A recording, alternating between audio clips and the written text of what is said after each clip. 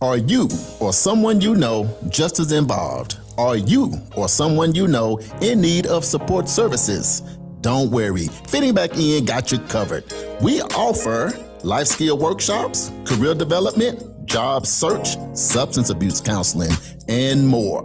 We are located at 2120 North Harvard Avenue, Tulsa, Oklahoma, 74115. Give us a call at 918-592-3500. Follow us at Fitting Back In Tulsa. Also, visit us on our website for services at www.fittingbackininc.org.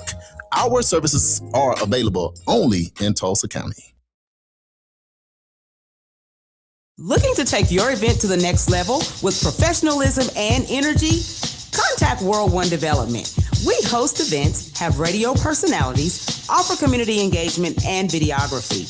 We also do live radio remotes, red carpet appearances, create promos, event recaps, drops, and flyers. We also create customized advertising packets to promote your business, organization, or program.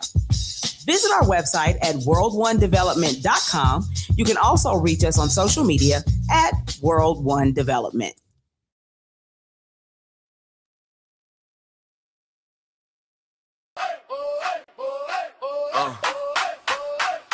Alarm off. Cat alarm. Turn this up. Sun peeking through the curtains, we already in gear. Whole town tuned in, bring your coffee over here. Dial locked in, yeah, you know how we do. It's the community wake up with news you can use. Community wake up morning show. Charles and Damali on the go. News you can use right here, right now. We break it down, put it in your lifestyle. Charles got the headline straight, never hollow. Damali got the game plan, moves you can follow. Traffic and the weather, what's popping at the school. From the block to the boardroom, we keep you in the loop. Yeah. Community wake up morning show. Charles and Damali on the go. News you can use right here, right now. We break it down, put it in your lifestyle. From the front porch to the car bustle, keep it light, keep it real, keep the hometown muscle. Turn it up, let the whole crew know you rockin' with the community wake up morning show.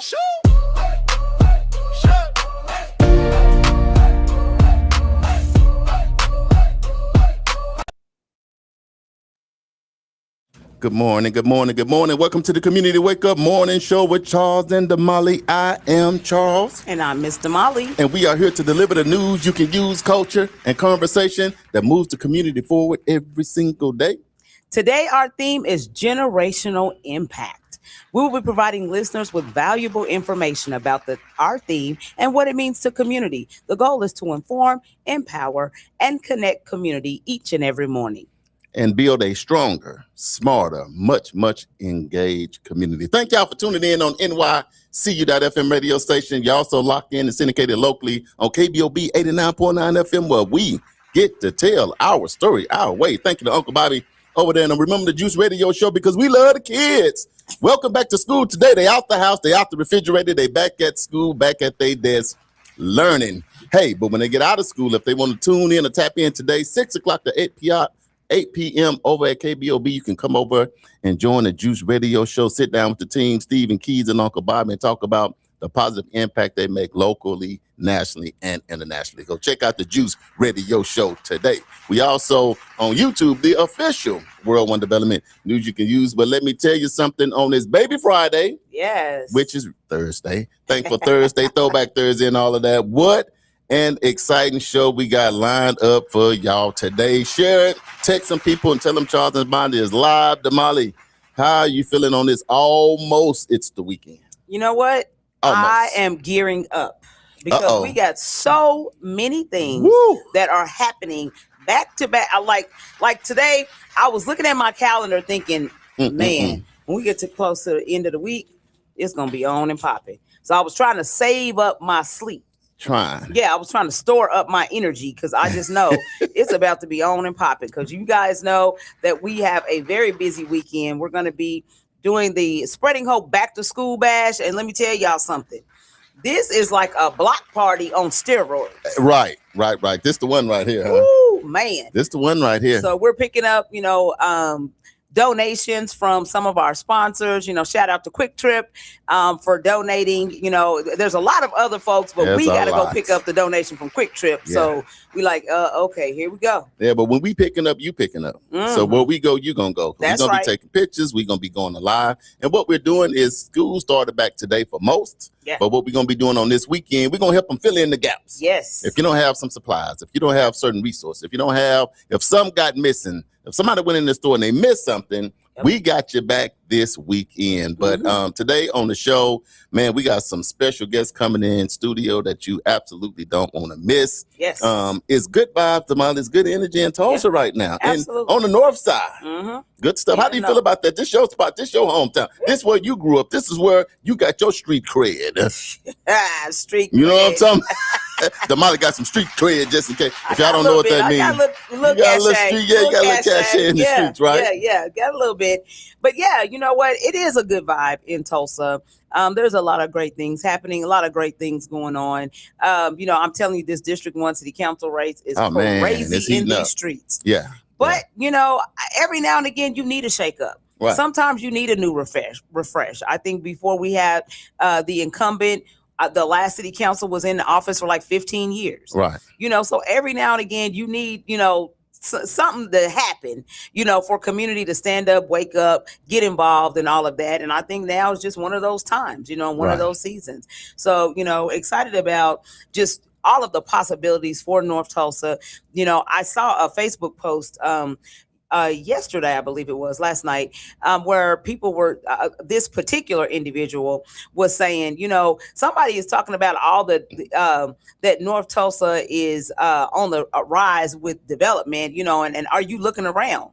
And in my mind, I'm thinking, well, are you looking around? Yeah, what are you looking at? Or what are you not looking at? So I think it's one of those things where is the glass half full or is the glass half empty? Right. You know what I'm saying? So you may be looking around and because some of the things that you feel like are not being redeveloped yet. Right. Right. So you're like, ain't nothing going on. But then when you see the stuff happening like, Phoenix at 36, that's development. Look, this is the largest mixed use development in the history of Tulsa. Correct. You know what I mean? Yes. Now I say this, Damali, we need to be a little bit more engaged. That's why Damali and I are now developers, getting ready to launch our big development. So you have to be engaged, you have to be in tune. And I think sometimes, Damali, and the fight is real. Yes. Warranted and understood. Right. But I think sometimes, how you can be fighting, you done won and you still swinging, you just swinging at the air. The thread is gone. Swinging and missing. What now they telling you, hey, here, you can have it. But you locked into the fight that you don't realize what you need is right there in front of you. And now you in a time where you need to start taking advantage. Right. And today, at the end of the show, when we do upcoming events, those are your opportunities to take advantage. We didn't start this show just to be talking to y'all or doing that. Our main reason of starting this show was to help community move the needle. Local, national, international, wherever. People that want to have an opportunity to improve their life, to improve their quality of life, to help their family grow, be better, then we just want to bring those resources and those opportunities here live every day. Yes. This is not AI, it's not fake news, it's none of that. This is the real deal Holyfield. So, Damali, let me ask you something. See, because me and you can't relate no more. We don't have no kids going back to school. Man. You remember back in the day when you had to get them kids out that house? Oh, Lord. Get them to the bus stop. And when I had all three of them, my God, today. Oh, and don't have a whole bunch of kids. If you got to get 3 boys haircuts, you got 3 girls, you got to get their hair done. You got to get shoes, you got to get this, you got to get books. A lot. You got to cook everybody breakfast. You got to make sure, did you take a bath last night? Because what we're not going to do is start the P-Funk the first day at school.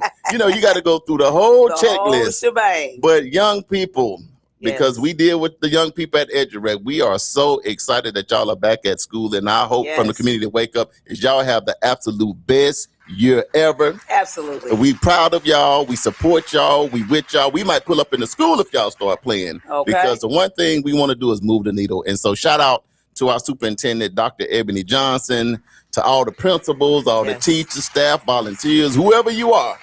The kids are back in your hand, and the mamas and daddies and grandmas are saying, "Thank you, Lord. Thank I get to take a God. break. Yes. The summer is over." Yes, absolutely. Absolutely. I talked to a parent last night and she was like, "Oh, I'm so glad these kids going back to school because they eating up all the food at the house." Right. So, shout out to the kids. You guys be careful in the school zones. Pay attention because we got little people out there that are trying to get safely to school. So we want to make sure that, you guys slow down because you will get a big old fat ticket. Right. Damali, you miss school at all? Do you miss high school, middle school, I miss high school. I'm telling you, during the Booker T. Washington class of 1986 and all of the classes that were there during my tenure, for the 4 years that I was actually there. Oh my God, I miss them because we just had the absolute best time. I tell people all the time, if I could go back to high school, right, and have the same teacher, same friends, same everything that I had when I was there, I would probably just stay in high school. Let's do this on the live. We got people popping in. We won't hit the live yet. I'm just going to ask y'all a question. If it was one thing that you miss about school, if it was one, because our kids don't realize, you know what? Once upon a time, many, many years ago, many, many moons ago, we was in school too. Yeah. At some point we was in school, but I'm just asking y'all, if you went, what's one thing that you miss about school? If you did go back, because some people like, nope, I barely graduated, I don't want to go back. But if it was something about school that you do miss, then what is that? The pep rally. Oh, the pep rally on Friday before the football. How was y'all pep rally? Yes, I'm telling you, we would have the drummers come around. They would snake all around the school playing the drums. Everybody come out of their classes, gather around the flagpole, and it was on and popping. Did y'all have a spirit stick? Yeah, we had a spirit stick. And the Funky D's did their thing. What's the Funky D's? I don't know about that. That's the drummers. That's the drum line. That's I didn't know. The Funky D's. No, when you said that, I thought the Funky D. You remember that dude that he got this new thing? He sprayed cologne and grabbed it and threw it on. I didn't know if the Funky D need to spray that, grab it, and throw it on them cheeks. When you said Funky D, I didn't know what you really meant. But Funky D was a group that was getting funky. If you are a hornet, then look, Marquise gonna say I was 5 years old. Don't do that, Marquise. Oh, Marquise, don't do that. Marquis said he was. Don't do that. Marquis said I was sitting there with blue magic grease on my face with my backpack barely on. I was 5. I was barely here. I was barely doing my ABCs. High school, yes. You was grown and gone. Marquis was in the starting blocks. Yeah, I know, right? Ready. Exactly. I graduated in 92. Mm-hmm. I graduated in 1992. Yeah.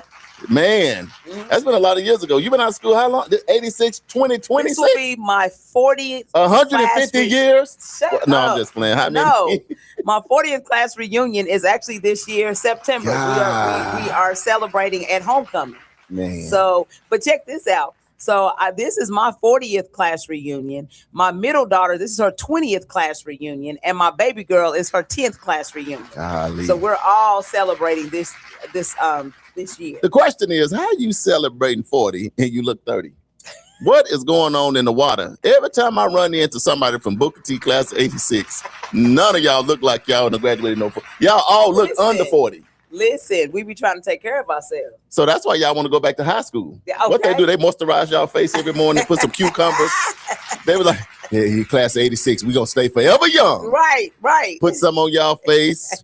Make sure your hairline stay together. Right. Man, I ask y'all on the live too, if you miss something from high school or you miss something from middle school, elementary, no matter, what do you remember missing from school? I would say something that I miss from school, to be honest, I miss Friday Night Lights. Mm-hmm. Friday Night Lights. Because it was more than just the school. Yeah. The whole community, every city, if you got a football team, Friday Night Lights is real everywhere. Yep. But the band is playing the doom,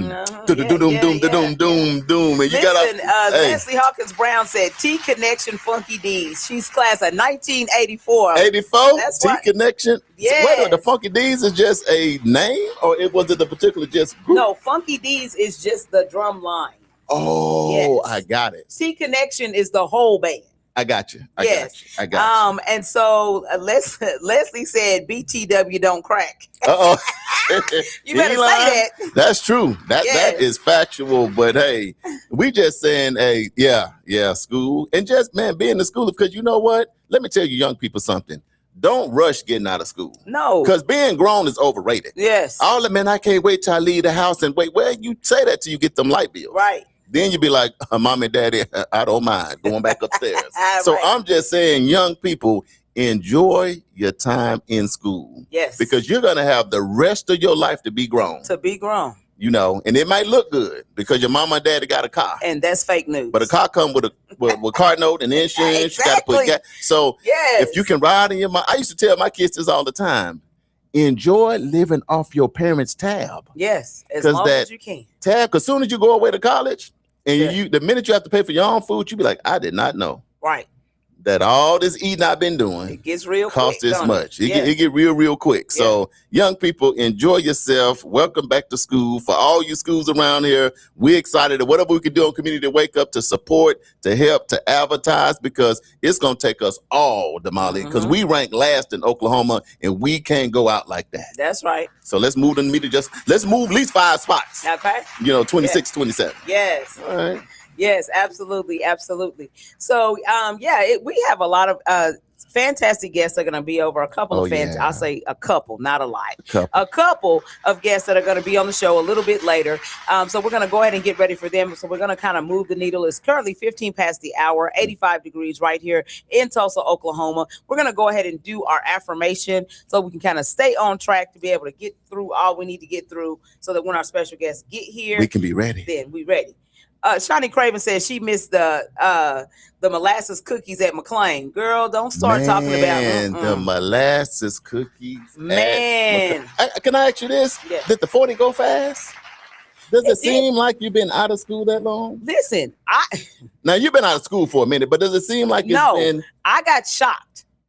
So we were on our planning committee Zoom, and we were talking about, this is what we're gonna do for the reunion, and we just talking, doing our planning, and then somebody messed up and said, because this 40-year reunion is a big deal. I said, who been out of school 40 years? Right. I'm saying it. So what I did is after 20, I just stopped counting. When they say how long you been out of school, just a long time. Because when you tell people to graduate, they start doing the numbers on you. Like, let me figure out that age. So this many years plus 18. Like, oh my God. Yeah. But then I had to think about it. Like my oldest daughter is 38. You know, so then it's like, okay, that does make sense. I was out of school, so 40 years is right, but dang, that just sounds like so old. I know. Yes, it sounds like it's been a minute too. But anyway, hey, y'all get it done, y'all. Look, we did our time. It's y'all time now. Yes, absolutely, absolutely. We're gonna go ahead and do the affirmation, then we'll go to the live and do some shout outs really quick, and then we'll go ahead and proceed with the show. Let's go. So now we're gonna go ahead and breathe in and breathe out. Breathe in and breathe out. So today our theme is generational impact. And this is what our affirmation says. My actions today will impact generations to come. So this affirmation means recognizing that what you do today can have an effect far beyond your own lifetime. The choices you make, the values you teach, the opportunity you create, and the example you set can influence your children, your community, and people you may never meet. It reminds us to live with generational mindset, not just thinking about what benefits us today, but what we're building for tomorrow. So the first part says, my actions today. That means the things I do right now matter. How I treat people, how I manage my resources, how I raise my children, how I conduct business, and how I serve my community are all building something. What I do today matters. The next piece says will impact. That means our actions create consequences, good or bad. Ooh. A decision you make today can create opportunities, remove barriers, teach lessons, or inspire someone else to take action. My choices can make a difference in someone else's life. And the last piece says, generations to come. That means we're thinking beyond ourselves. We may never personally meet everyone who benefits from what we build, but our work can still improve their lives. I'm building something that can help people long after I'm gone. So what does that mean to community?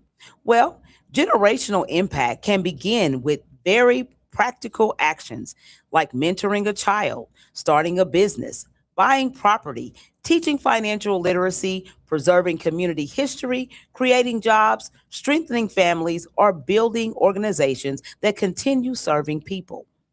One person's actions can create a ripple. Teach one child, and that child may teach another. Help one entrepreneur, and that business may eventually employ others. Create one opportunity, and that opportunity may change an entire family's future. That's generational impact. So, what does this mean to Black Wall Street? Well, the Black Wall Street lesson is this: the builders of Black Wall Street probably could not have imagined that more than a century later, people would still be studying Greenwood, telling its stories, honoring its entrepreneurs, and drawing inspiration from what they built. Their businesses, institutions, families, and community leadership became part of a legacy much larger than their individual lives. Their story reminds us you may be doing today's work for people who haven't even been born yet. So, the bigger message is this: sometimes we underestimate small actions because we can't immediately see the results. But planting a seed and enjoying the harvest doesn't always happen in the same season. So keep building, keep teaching, keep serving, keep opening doors, keep creating opportunities. Someone in the future may benefit because you decided to do something meaningful today. So our affirmation takeaway is this: my actions today will impact generations to come. Means I understand that my choices are bigger than me. I choose to live, lend, serve, and build ways that create opportunities for my family, strengthen my community, and leave something valuable for generations I may never meet. So this morning's affirmation was brought to you by our platinum sponsor, Habitat for Humanity. Girl, when you said do something for a generation that you may never meet. Yes. And see, the thing about it is we living in that right now. Yeah. Because always forget, I wasn't here when Malcolm X was here. Yes. I wasn't here when Dr. Martin Luther King Jr. was here. Right. It was a whole lot of leaders that came that we feel like, I feel like. Were you here when Martin Luther King? Had just been born. He was assassinated like 3 or 4 days after I was born. Woo! So he came in, and you came in. He was on his way out. He was on his way out. Yeah, but when I think about generational impact, let me ask you this question, and then I'm gonna ask the people on the live. It'd be kind of deep to think about, but when you think about generation impact, if you were signing off today, I mean, this your last day, you out of here. Yeah. What would it look like, and what would it sound like, and what would you be able to?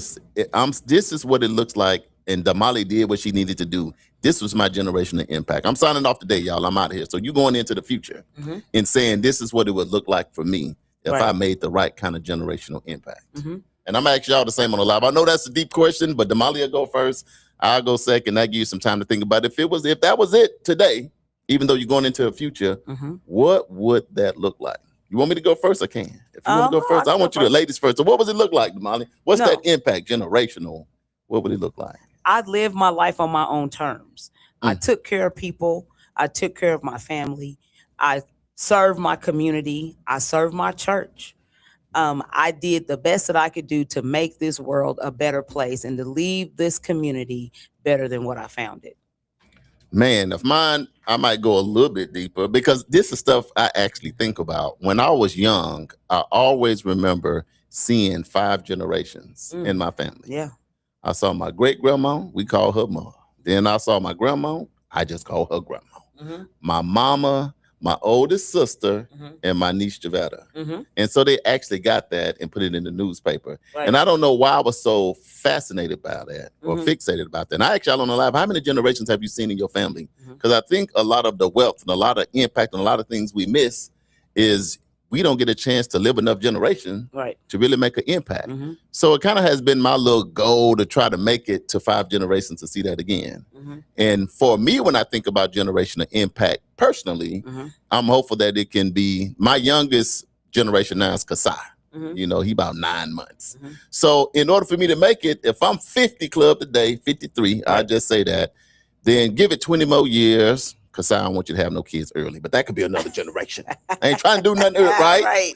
And then so I would have to live until my grandson's son have a son. That would be 5. And my hope is debt free.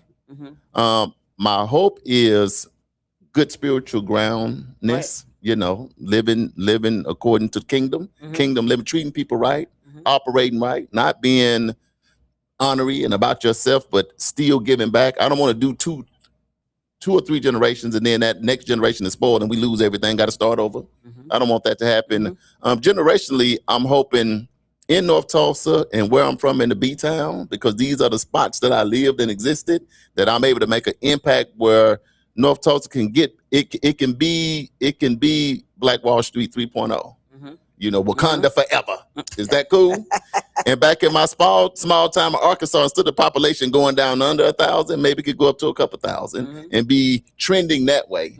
And that across seas, like in the UK and in Africa and other places that we're doing some work, that those places are thriving. So just to make an impact, local, national, international, starting with my family. And when I say community, that's church, that's family, that's friends, that's schools, that's all of that. So that at the end of the day, they don't really have to know my name. That won't be important. Right. But I'm just hopeful that people can live in a way where they say, our society is better. Because my generation, hopefully, man, that's a long ask. It don't have to be about black and white. It don't have to be about all that. We can really just be, I'm hoping, a better future for our kids so they can get along better than we did. And we don't have to be divided. We can live in love. I think that's possible because we all just human.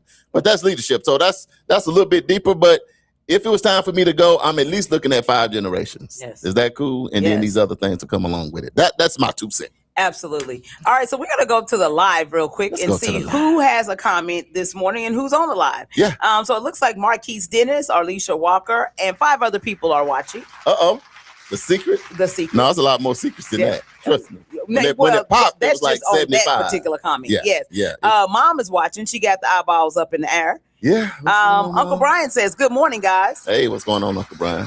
Shawnee Craven says, good morning, Damali Wilson and Charles. Have a wonderful day. Good morning, sis. Hey, good morning. Love you, sis. Day as well. Uncle Brian says, good morning. Hey, what's going on, Uncle Brian? Richie Anderson says, good morning, everyone. Hey. Rosalind Williams says, good morning. Great kickoff to 1,000 Doors, packed house. I know. I had to text her last night and say we had a little minor emergency. Yes. But nevertheless, we in on them 1,000 doors. Don't give away the 1,000. I already said, I announced yesterday it was only 975 available. Because 25, I need 10 doors, Damali need 10 doors, and our producer need 5 doors. Right. So we in there. We in partnership. And World One Community Wake Up is all in. Yes. So, Roz, it's good to hear that. Yes. I'm so happy. Shout out to that big thing. Yeah. Yes, that was a big deal. I said Arlisha Walker. Leslie Hawkins Brown is in. Welcome to the show. Funky D, 1984, baby. 1984. And she said, just being together with my peeps. Man, isn't that real? Yeah, back in the day. Yeah, we had a great time. Let's see. Who else? Richie Anderson said, I love my days at the Booker T. Washington High School. I did not want to leave my senior year. I'm telling you, it's something about the y'all cry in the car? Man. When you leave Booker T, you have to cry in the car? Man, you have to cry in the car. Look, let me tell y'all, I've been to a couple Booker T graduations. It's real like that. Yeah. But I have been to a McLean. I've been to a Hale. I've been to a Central. I've been going to people graduate. I ain't even know nobody graduate. I love to see. They're like, why are you here? I'm like, you know what? I don't even know myself, but I just love because you can't take it. Everybody don't graduate from high school. That's a big feat. Right. So that's a big deal. Leslie says, y'all make my mornings a little more bearable and I can start my day. He says, love y'all. We love you too. You more. Uncle Brian says, I missed 6th grade, my most enjoyable time in school. I was going to Catholic school and the sisters took time with me and I learned more in that year than any time in my school life. During science projects, working on current events, subjects, and opening my mind to new ideas. I will always remember that time fondly, and it helped make me who I am today. That's awesome, Uncle Brian. That's big. 6th grade. 6th grade. John Prince says, great morning. Okay, what's going on, Big John?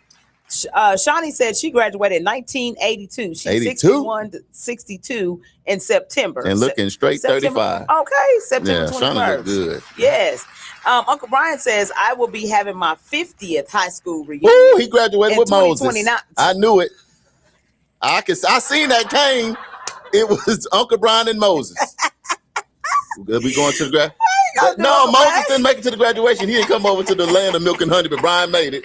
So he represented the representative, him and Moses. Oh, Brian, Lord. no, it was Uncle Brian and Moses did the Red Sea.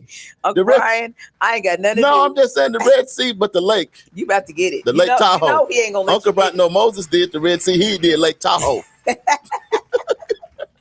You about to get it. I love you, Uncle Brian. Hey, to make Yes. 50, man, to me, that's an honor, man. That's a Yes. big thing. I'm hopeful that I'll be able to say that, Uncle Brian, one day, that I'm celebrating my 50-year reunion with my class. You ain't got many classmates left.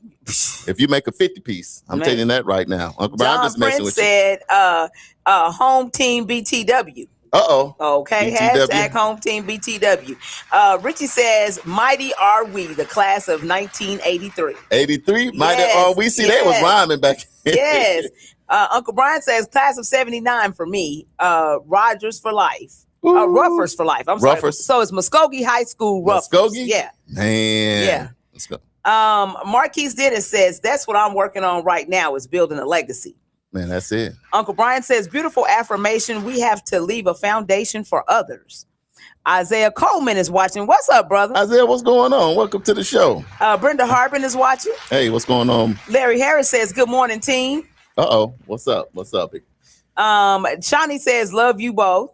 And thank you for the compliments. You Damali, are let me so ask you welcome. this. This is the last thing I'm asking about school. I'm only doing this because we just putting some energy in there Yeah, school for our gets started, kids, yeah. maybe some of our grandkids. My Yeah. grandkids going back to school. Yeah. Hey, my daughter going back. She started nursing school Monday. Shout Awesome. out to Matiana. Shout out. But let me favorite food. What food you miss from the cafeteria? Everybody missed something from the cafeteria. Listen. That's the last thing I'm gonna say. You done said when you grad. But what's one thing you miss from the cafeteria? Bean chowder and that cowboy bread. Oh my God. It was Y'all had so bean good. chowder? Yeah, it's like chili. It's chili. Yeah, it's really chili, but you know, they The call it chili bean was chowder. good in Oh my school. God. And them cinnamon rolls. That's what I was gonna say. Ah. Who made They had them cowboy cinnamon bread rolls? and cinnamon rolls. Those are my, Who made the cinnamon I rolls don't know. in school? I don't know. Because we fumbling the ball nowadays. Boy, Kids, y'all think cinnamon rolls are good now. I would do anything to oh go my get you a God. 1990. See, it would be a fight after school. Yes. But, to look at somebody's cinnamon roll. Listen. To look at somebody's cinnamon roll was disrespectful. It was an act of war. And I'm gonna tell you something else I miss. I don't know about y'all, but at home, where did they get that pizza from? You see. It was a square. Mm-hmm. Now it's pieces of round. So I don't know if the world is flat or round, but back when we got our pizza, was y'all pizza square? Yes, we had. And it would drop and the cheese would hang before you bite it. Teresa said, Grand Rising Community Family Yeah. and Friends. Mr. Larry said cinnamon rolls and chocolate Just milk. cinnamon rolls. Uncle Brian said the peanut butter cookies. Yeah. Just cinnamon Marquis rolls. said the crusty beef eater and the cowboy cornbread. That's what I'm That saying. That cowboy cowboy cornbread. cornbread. I know. Oh my! Who got the recipe? I know somebody's. Y'all done Who cheated got us. the cowboy cornbread recipe? would- Because I need that. Because at this point, y'all making us feel like Jesus was back there in the kitchen with seasoning. Right. Who was cooking? I don't remember none of the cooks. I have no idea. I don't remember none of the cooks, but I just remember when it was pizza day and it was cinnamon roll day. I don't even, what kind of creamy peanut butter did they used to have? You didn't even need no milk. You eat the whole peanut butter sandwich and Right. go back to recess. Right. Now you eat peanut butter, you choke. You be like, The whole throat dry. Yes, The whole oh, esophagus right gone. there. But the peanut butter back then, I don't know where they got it from. man. But man, that was the best. Pete. Marquis says the cinnamon rolls are at Savoy's on 61st and Sheridan. What? Marquise, don't do us like that. We finna leave the my station. God! Right? He said that square pizza was amazing. Man, that square pizza. Oh man, you just sit there. You bite that pizza, you be like, you know what, y'all? I'm going back to church on Sunday. Right? The way the God is good to me. I don't know what they eat in Brennan school today. said the stromboli. Man, the Stromboli. You right, Brennan? Yes. Yeah, we from the Oh. same neck. But Shawnee says, I feel mom's spirit smiling down from heaven while watching your show. She loved you both, and I miss that. Also, Damali Wilson, and I have the recipe for bean chowder. Girl, You got it. send it to me. Yeah. She said she worked in the cafeteria and ate free too, LOL. Got this to go Girl, bad. I need that bean chowder and I need the cowboy bread. Get them two and you good to go. Oh my God. Yeah, well, give me a cinnamon roll only. You can just give me. No, he wants you to make it. He don't want the recipe. Man, that's cinnamon roll. He wants you to make it. All right, we're gonna get to the show, y'all. Now we done got hungry. We done messed exactly. up. Yeah. Yes, they got hungry. But we got to do this to let our kids know. Look, y'all. Once upon a time, we was in school. We got memories, so I have a good time this year. Way back in the way back. Mm-hmm. Yeah. But today, Damali, and I think it's fitting for what we're talking about today. We're talking about generational impact. The cinnamon rolls impacted us. The bean chowder impacted us. Our favorite. No, this is the last thing I promise for real. What? Favorite teacher. Who's the teacher that made the most impact? Don't get in trouble. Don't have nobody call and say, so you forgot about me, honey. So don't do that. But what teacher was the biggest impact in your life? That's a hard one for me because I'm going through the Rolodex quick. Mm-hmm. But what teacher really impacted you the most in school, whether it's elementary, middle, or high school? But this teacher, I give credit. I have two. No. I can only pick one? One. Uno. Oh, Miss Patterson. Miss Patterson, Violet your favorite, Patterson. impacted. Yeah. We talking about generational impact. Mm-hmm. Miss Patterson impacted Damali Wilson more than anybody at the Hive. When was she your teacher? What grade? At Booker T. At Booker T? What grade?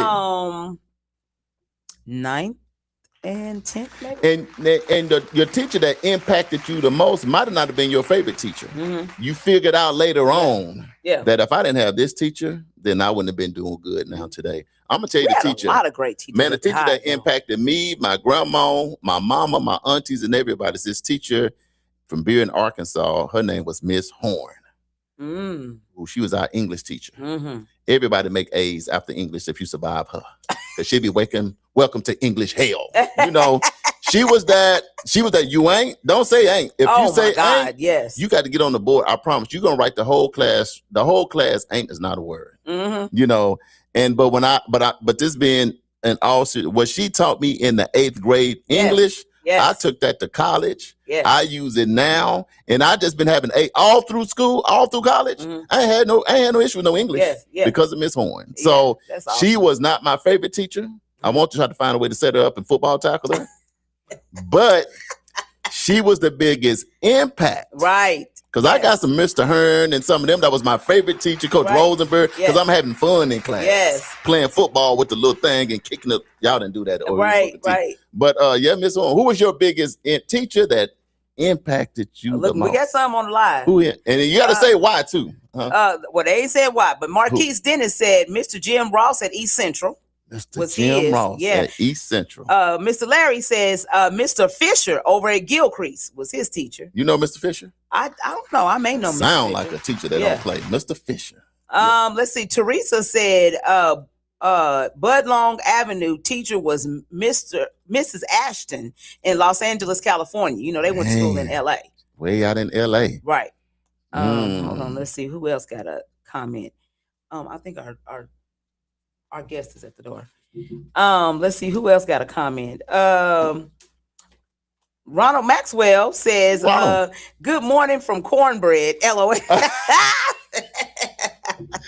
Let's go. Uncle Brian says, my mom used to live on Budlong in LA. Good memories. Mm-hmm. So those are the comments that we have. So we had some great teachers. Just having a good time because today, if you didn't know, we just kind of showing a little. The school started. Did college start back too? I don't know. My daughter starts Monday. Yeah, so I don't know. So, maybe college starts next week. So if you're on your way back to college as well, some of you sports, I know y'all have to go back early. If you play football or something, I know you've been back. So Tyson said, Miss Gaithright, she believed in me and told me that I can become more. Still today, we are connected. As a matter of fact, she reached out to me yesterday to encourage him. Real talk. Right. Richie says Zenobia Mayo. Yes, Miss Mayo was in. She was my counselor. Yes, she was my counselor. Yeah. She taught me how to get a job done on a typewriter. Yes, that typewriter, baby. F F F A A. It's all loud too. I know, right? He said that was a skill that helped me throughout my career in business. Yeah. Prentice says, can't say ain't to this day without hearing Miss Horn's voice. I told you, for real. Still right now, anytime I say, no, I ain't going to do that, she'd be like, you ain't? Because soon as you say it. Ain't a word. Look. My grandma used to say that. Ain't a word. I know. Now we still saying it. Right. Just a little bit.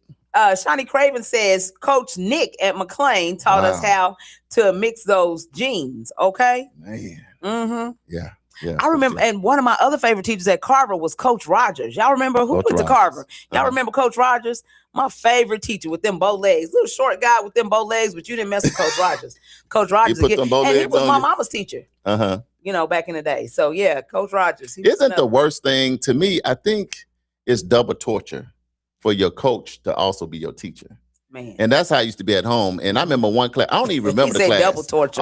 And you've been back with me to high school. So Coach Frankie Gathan Yeah. was my teacher. Mhm. I don't even remember the class. I just remember being intimidated the whole class because Coach Gathan was 6'3", Right.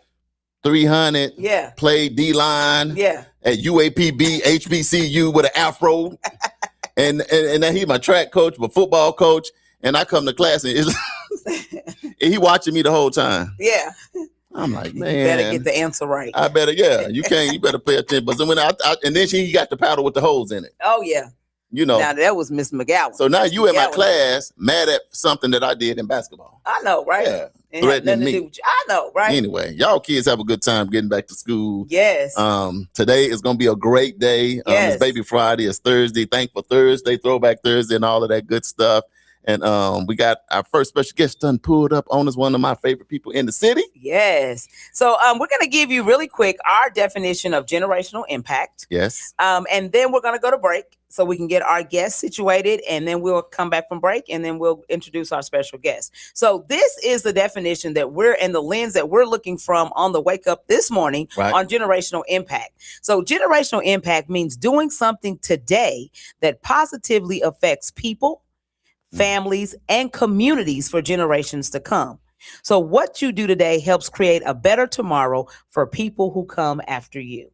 So that's what we're talking about today, generational impact. Yeah, and I think it's like fitting for our guests that's coming up. Absolutely, yeah. Yeah, so share the live. Yeah. Stay locked in. We're not going to tell you who the special guest is. No, Yeah. you're going to have to wait till after this break. But stay locked in. It's the Community Wake Up Morning Show with Charles and Damali. We'll be right back, y'all.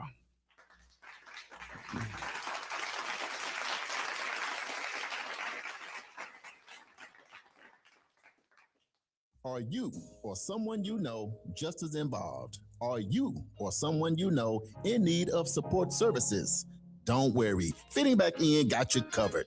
We offer life skill workshops, career development, job search, substance abuse counseling, and more.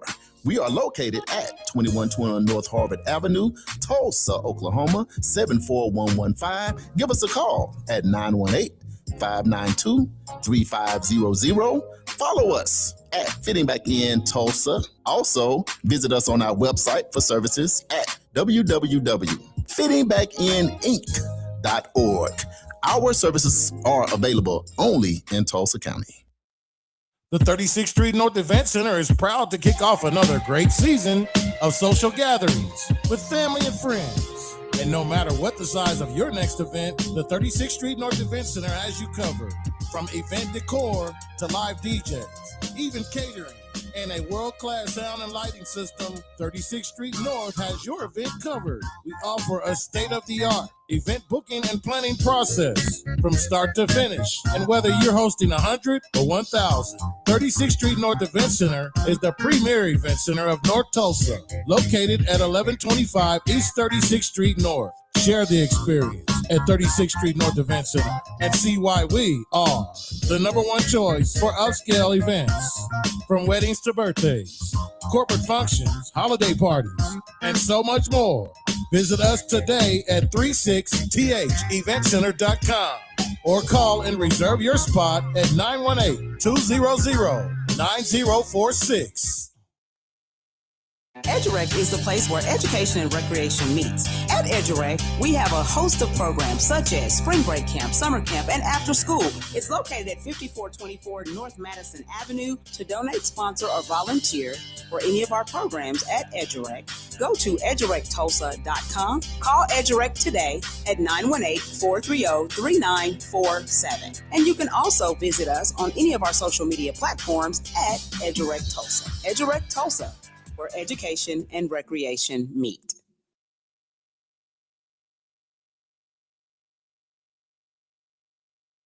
This is what mornings are supposed to sound like. Good morning, Charles. What's up, Damali? It's the Community Wake Up. And keeping you connected. Hey, we on. Real talk. Everybody's up and at it. More action. All the time. From 7 a.m. to 9 a.m. It's the Community Wake Up. Weekdays. With Charles and Damali. Make sure you tune in.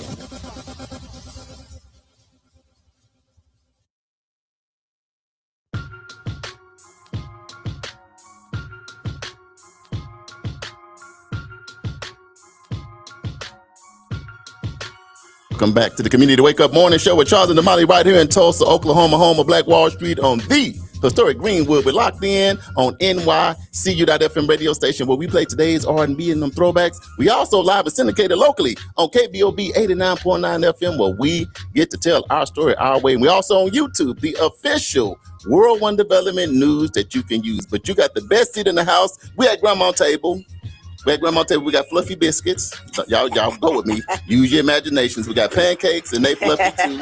You know what I mean? So we got some orange juice. We got some egg whites for your healthy people, right? Okay. Turkey bacon, turkey sausage if you don't like pork. Yes. But nevertheless, we got a cousin, Damali, that pulled up today, and we're going to have a conversation about a great organization. Yes. One of our sponsors that have forever been doing great work right in our very own community. So we've been telling you guys that we now have a platinum sponsor. Right. And so our platinum sponsor is going to come in a couple of times this month to talk to us about some things and some initiatives that are going to be happening at their location. Right. So in studio, we have none other than our very own, first of all, Habitat for Humanity, but then we have our cousin from another mother, cousins once, twice removed. I don't know. But anyway, Miss Cassandra Love is in the building. How you doing, Cassandra? Great. Good morning, everyone. Good morning. Fantastic. She's Yes. the representative. Yes, we are always out in community, out and about, doing things all over. We always see each other out in the spaces, the spaces and places, doing things to make community better. And so it is a pleasure to have you in the studio to be able to share with us. Before you, we want you to go ahead and tell the people who you are and what you do. Okay, Just a little bit. My name is Cassandra Love. I am the Director of Homeowner Services for Green Country Habitat for Humanity. All right. Yes. This will be my 5th year. Oh my 5 years. That's crazy. Excited. It's been 5 years already. It has been 5 years already. Oh my I God. remember when you was over here at Comanche, and now I'm Right. like, what? Now Comanche gone, and 5 years later you're here. So you celebrating 5 years and 2 weeks. That's Congratulations. crazy. Habitat, yes. Time flies. Okay. I'm sorry. I didn't mean to interrupt. I'm just like, what? Wonderful. Yeah. And so a little bit about me. I am not a native Tulsan. I'm actually from Greenville, Mississippi. Wow. Mississippi. Mississippi in the building, I know y'all. you're from Mississippi. Well, what brought you to Tulsa? My husband is a Tulsan. And Oh, He he came is. down there and And got what you. school did your husband go to? I don't even want to talk about Oh, don't even, we ain't Come gonna get on, into go that, ahead right? and tell him. Go ahead and tell him. it. But I will say I graduated from Alcorn State University. Yes. Alcorn, there you go. And he is a Jacksonian, so he graduated from HBCU Jackson State in the Yes. house. Yes. Yes. Yes. That's Yes. awesome. That is awesome. That is awesome. Absolutely. And so just a little bit more, about what I do at Habitat. I am, we're just trying to help local families get into affordable housing. Right. So that's the main goal for me and Yes. for Habitat in general. Right. And what do you think about when you understand that we 13,000 houses short in Tulsa? What does that mean for you when you're in a position like the one that you are? Having a background at THA and just seeing the things that they're doing, it Right. really, really wanted us to move the needle. So we had the North Tulsa initiative started where we wanted to build 250 homes in North Tulsa. Right. And so we are almost at our mark. Really? Good. Yes. Congratulations. I mean, we've been seeing the developments, and seeing these houses come up and go vertical, but I just didn't realize, how close you were to your number. We are very, very close to our number. Yeah. In September, we will put up 10 houses, I guess. We Wow. will raise the walls on 10 houses. Wow. With partners over at Hawthorne. Yes, It's yes. Wilshire Trails. Yes. So everybody look out for that because that's going to be fantastic. We're so excited about that. Yeah. Right. And another Yes. thing, I don't think people even understand maybe what Habitat is. Can you kind of break down what it is and why it exists? Okay, so we are an affiliate of Habitat for Humanity International. We've been around since 1988. Mhm. So that's a long time that is. to be That in is. business in Tulsa, Oklahoma. Yes. Right. Right. And so what we do, again, like I said, we build affordable housing. Mhm. So we are building housing for local, hardworking families Mhm. who have been priced out of the market. Yes. As we know, home prices have gone up. Insurance has gone up. The interest Everything. rates have gone up. Yeah, Everything has yeah. gone up. Even building materials. Yes. You know, you think about that. And so it has been our goal, our mission, to make affordable housing for hardworking people. You know what? And I am really encouraged, and I'm really excited about the Habitat homes now, because you remember the Habitat homes of the day. I was like, nobody want their Usually house. hold on for a minute. Yeah, Say, nobody hold want on. their house. They all look just alike. They all look just alike. You know, they didn't have no drive. I'm like, what is going on? I need a driveway.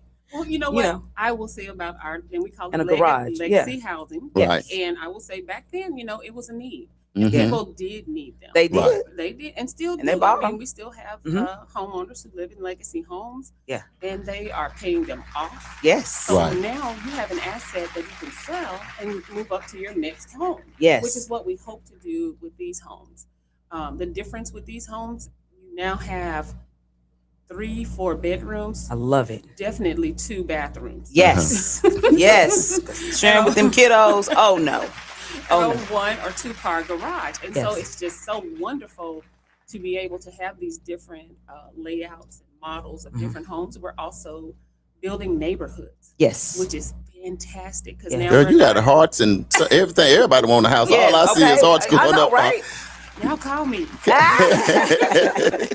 But we are building neighborhoods now. And Mhm. so the development that we're doing, Wilshire Trails over by Hawthorne Elementary Mhm. School, that's going to be 31 houses. Yes. We're just starting with 10 in September. Yes. But we're also, people don't know it, but we're also Black Wall Street Square. Yes. Right. Absolutely. Yes. And that 25 We knew that. Yes. units coming up. Uh-huh. Yeah. Yeah. Mhm. And it was a wonderful idea that came from Mr. Terry McGee. Mhm. Right. And it is so wonderful that we are still in partnership. Yeah. I be riding by. I be Yeah. touching them like I want one. You know what I'm talking about, Damali? I be like, I just, I'm watching the green, I'm watching the side and go up. So Yeah, that's going to yeah. be amazing to be on that corner. And the other ones, you said September, that's next month. That's Yeah. next month. You know, It's that's coming- not a yeah, long way just off. boom, to get So started. how do people that's listening in, if you have a question on the live, you definitely can chime in, ask the question or give your comment. So for people that are looking to get a home, they need a home and they want to engage, what is that process? You know, you can go to our website, greencountryhabitat.org. That's the beginning, because you can sign up for an orientation. Mhm. So once you sign up for orientation, you come, you hear about Habitat.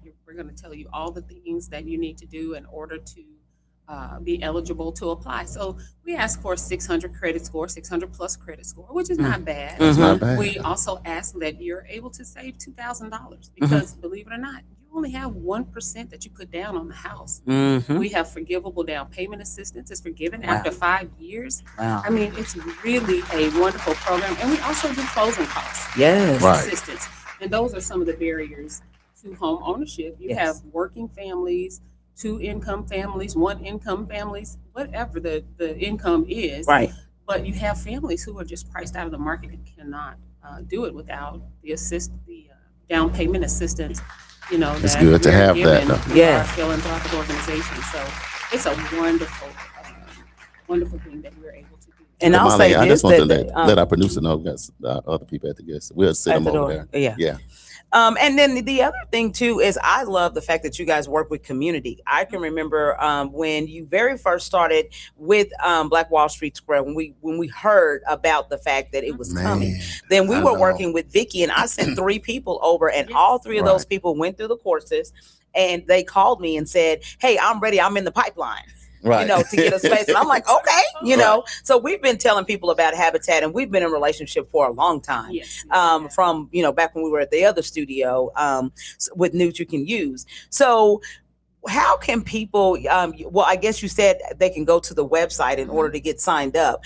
What is that process like? What does that look like? I mean, is there like a 10-week course? Is there, Okay. what does that look like? So just say once you're accepted into the program. Yes. So we get your documents, your income documents, tax documents, and all of that. Right. Then you're in the program. Right. So once you come in for intake Mhm. as a person who has just been accepted into the program, what we do is we give you your sweat equity log, because back in the day, sweat equity for a Mhm. Habitat home was like $250 for a single person, $300 for a couple. Right. Because you had to take the classes and you had to build a house. Right. Well, no longer. You don't have Okay. to build the house anymore. Okay. We are our own general contractor. Okay. Yes, Congratulations good on that. job. Yes. General Progressing. contractor, and we hire subcontractors, and we've Okay. been very intentional about minority contractors. Awesome. Very intentional. Yeah. And so once you are accepted into the program, we give you all your things, your sweat equity law, which is now just 30 hours. And Right. you do that Right. in the restore. Right. And so you do that, and then we have 19 hours of classes. Okay. We have been really good about thinking about families and how you have to bring kids and all of that. So we Sure. have 3 classes that are actually online.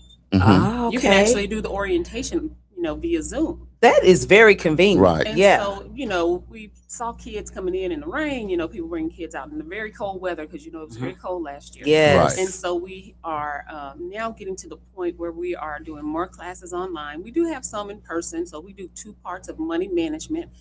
Fantastic courses. Yes. How important is the money Fantastic.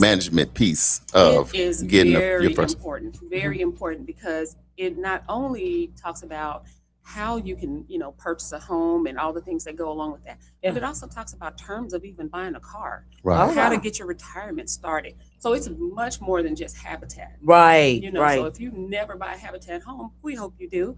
But Yes. Yeah. if you don't, this class is really good. And when you look at the videos, and I encourage people to go on YouTube and look at our YouTube videos from testimonials from current homeowners. Right. And you will hear them say the classes have been really good. Or the one class that they really love is the OSU Master Gardener's lawn care class. There you go. One lady said, Yes. they'll even teach you how to mow your yard. Right. But you need those But you things need that. You Yeah. need to be a good neighbor. Mhm. And that's actually one of the classes is Good Neighbor. See, Oh, look, It's actually I thought Good you were talking about Neighbor. State Farm. because they still there now.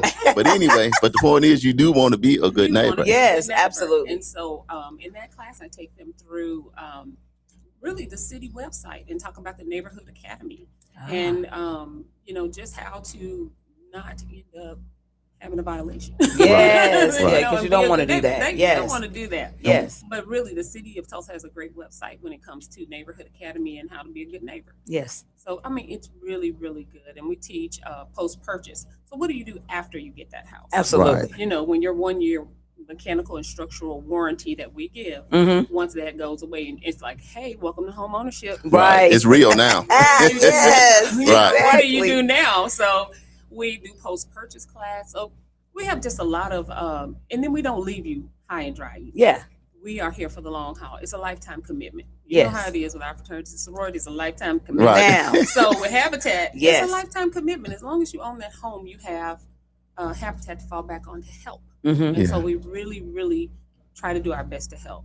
Let me ask you this: what is the biggest surprise that you notice with families when they come in and try to purchase their own home? That you'd be surprised that people don't know. Maybe some of the basic things that you guys are able to help with. When I think about families, I always tell them, be ready for, how can I say this?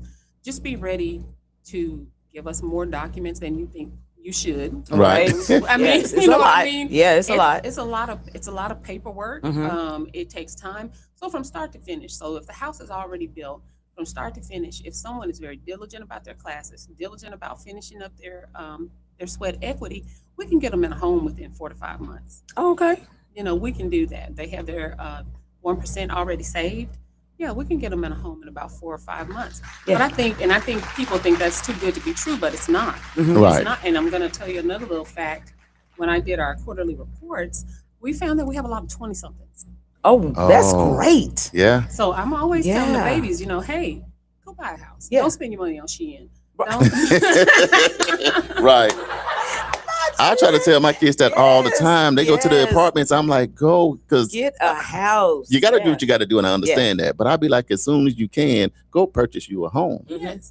Because now you're at least building in some equity. 5 years pass Yes. by, you get in the gym, you may have some equity that you can tap into. Yes. But in an apartment, you run into some problems. You're going to have to tap Listen. outside of the apartment and leave because now you no longer have Tap nowhere to stay. outside the You're back at mom and them house, Right. So Exactly. you try to Like, help no, kids to but- understand that. Yes. And stop funding somebody else's dream. Exactly. Stop Yeah. funding somebody else's dream. Have Exactly. your own dream.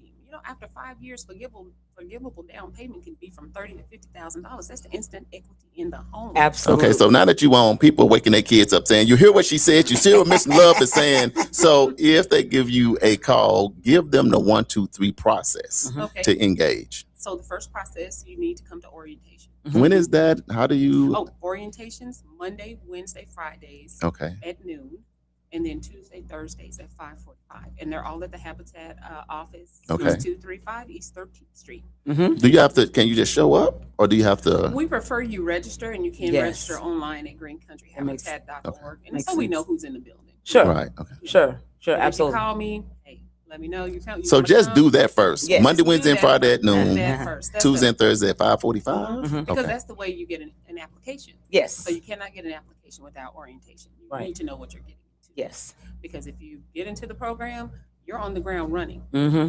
You know, you are now working with a partnered bank. So we do have partner banks Oh yeah, I love that too.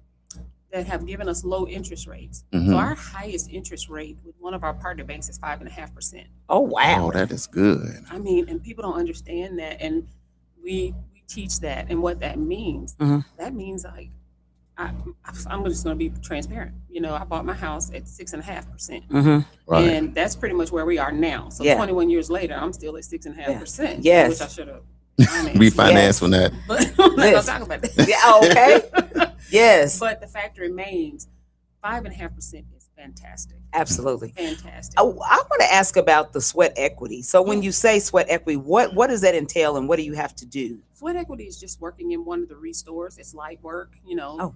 shelving things, you know, maybe moving things if you can. You know, we accommodate. Mhm. So if you have a disability, you let us know. We'll put you in another, you know, position. Mhm. But it's working at the rack or Mhm. at the restore. So Yeah. it's And easy that's work. taking the place of being on the build, because people Yes. used to have to do the Yes, build. they used to be out in this 140 degree heat. Yeah, building raising walls houses and raising walls and all yeah, of that. yeah. You know, and I want to encourage people, you know, especially those employers out there, we have a wall shop. So if you're looking for a team building Mm, event, you can come build walls. You know, that really helps. I like that. Oh wow. It Mhm. really Okay. helps. You know, you think Who knew? about, hey, I built the walls to that house, or I helped Yeah. build walls for that. Right. You know, so it's really a great way to do team building as well. And I also want to let folks know the average mortgage for one of our Habitat homes is $1,100 a month. Wow. Some of you That's are out cheaper there- than rent I was gonna in say. some places. Yeah. That's like the Out rent there for. I paying- think that's like the rent for a doghouse. To be honest, I mean, I'm.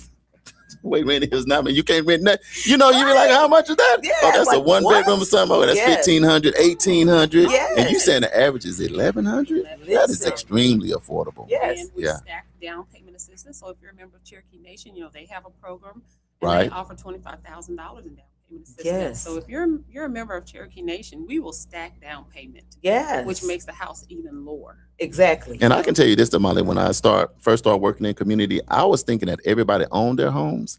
I didn't realize that most people in community lease their homes. Mhm. And then when we Right, started yeah. engaging with community, I didn't realize most people don't even believe they can ever even own a home. Mhm. That is so untrue. Right. I mean, Right. so untrue. And you will hear people, you know, when they do their testimonial videos, will say, I thought it was too good to be true. I never thought I'd own a home. Wow. I mean, we have a 29-year-old who said he thought he would buy a house when he turned 40. You know, and Wow. That's a long time. That's a long time. You like making equity. half of your life is gone. Right. And you just not right. Yeah. And Right. so, you know, that's why I say, you know, with the 20 somethings on, Mm-hmm. you know, get to move and do something. Yes, You know, don't yeah. just sit there and not think you can. I mean, my daughters are 24 years old. I have taken 3 of their classmates from Booker T. Washington High School, go Hornets. Okay. See, there you go. I knew I was gonna ease that in there. I knew it was coming. Go ahead. Though I am not a Hornet, but I have taken 3 of their classmates through this program. And I mean, they started at 22, now they're 24. Yes. Right. And I'm telling you, it's Time it's goes working. fast, I want to yeah. talk to anybody who is at Tulsa Tech right now. Mhm. All 3 of these students, I say students, but all 3 of these homeowners were Tulsa Tech grads too. Awesome. So- See, that's what you want. Awesome. That's it. So they're going straight from Tulsa Tech straight into the workforce Mhm.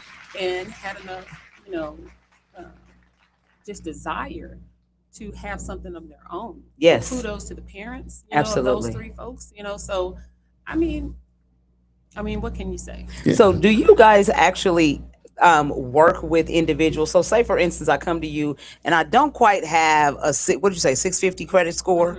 Do you actually work with individuals to help them increase their credit score so that they are ready to go ahead and purchase? We are HUD counseling agencies. So it Okay. means that we went through a lot of things to make sure our building is right, to make sure Right. that we're financially sound ourselves, Right. to be able to be a counseling agency.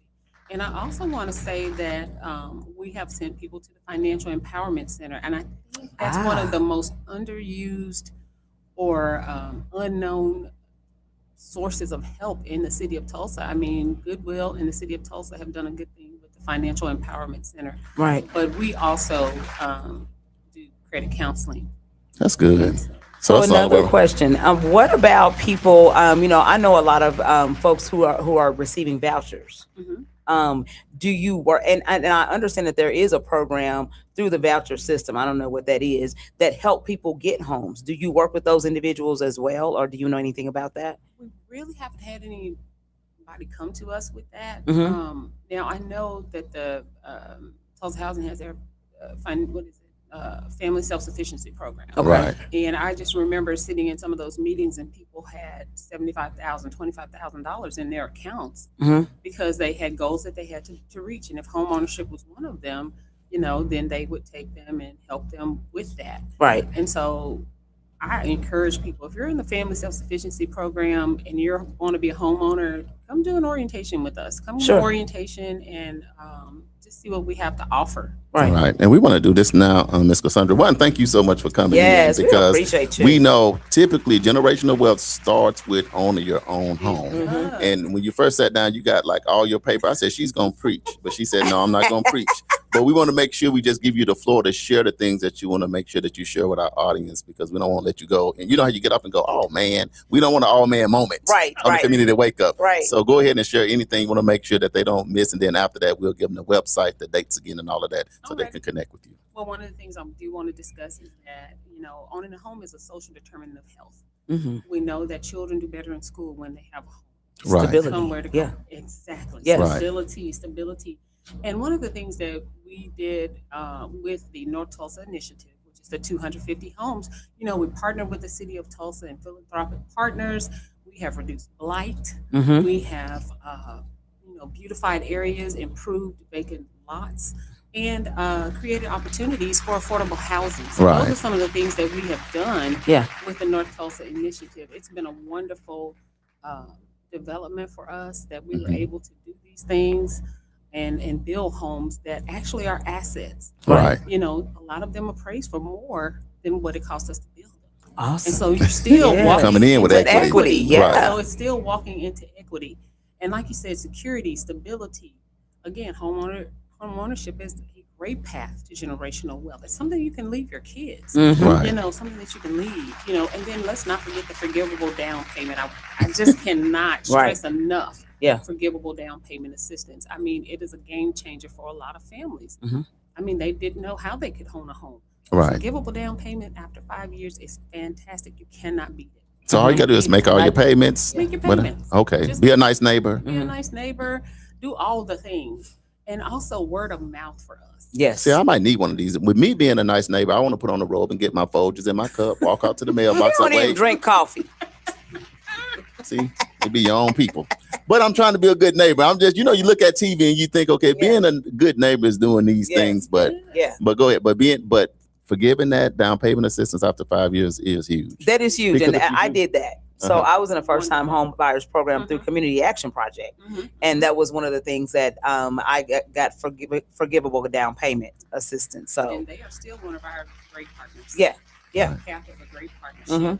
And so another thing is when you think about it, a single conversation can change the trajectory of a family. Right. So if you see somebody, tell them about Habitat. I mean, Mhm. it's not your grandma's habitat anymore, it's your Absolutely. habitat. Right. And so that's one thing we really want to stress, that it's not a handout. Mhm. It's a hand up. There you go. You And it's know? a difference. It's a difference. And so I like I said, I don't think you'll find a better program in Tulsa than Habitat for Green Country Habitat for. Listen, 2 bathrooms and a 2-car garage, you sold me. I'm All right. telling you. All right, we got to switch gears, Cassandra. Thank you so much. And then if I need help, I won't help her. You see the smile, Damali? I know, right? You know, she ain't missed no dental. Yes. You know what I mean? So we appreciate you, not just for this, but you've been doing great work in our community for so long. And a lot of times about your connection is who you get a chance to engage Absolutely. with. And Miss Love is one of the absolute best. And we appreciate all your work. We appreciate Habitat. We appreciate all that they've been doing. September, another, 36 homes coming on?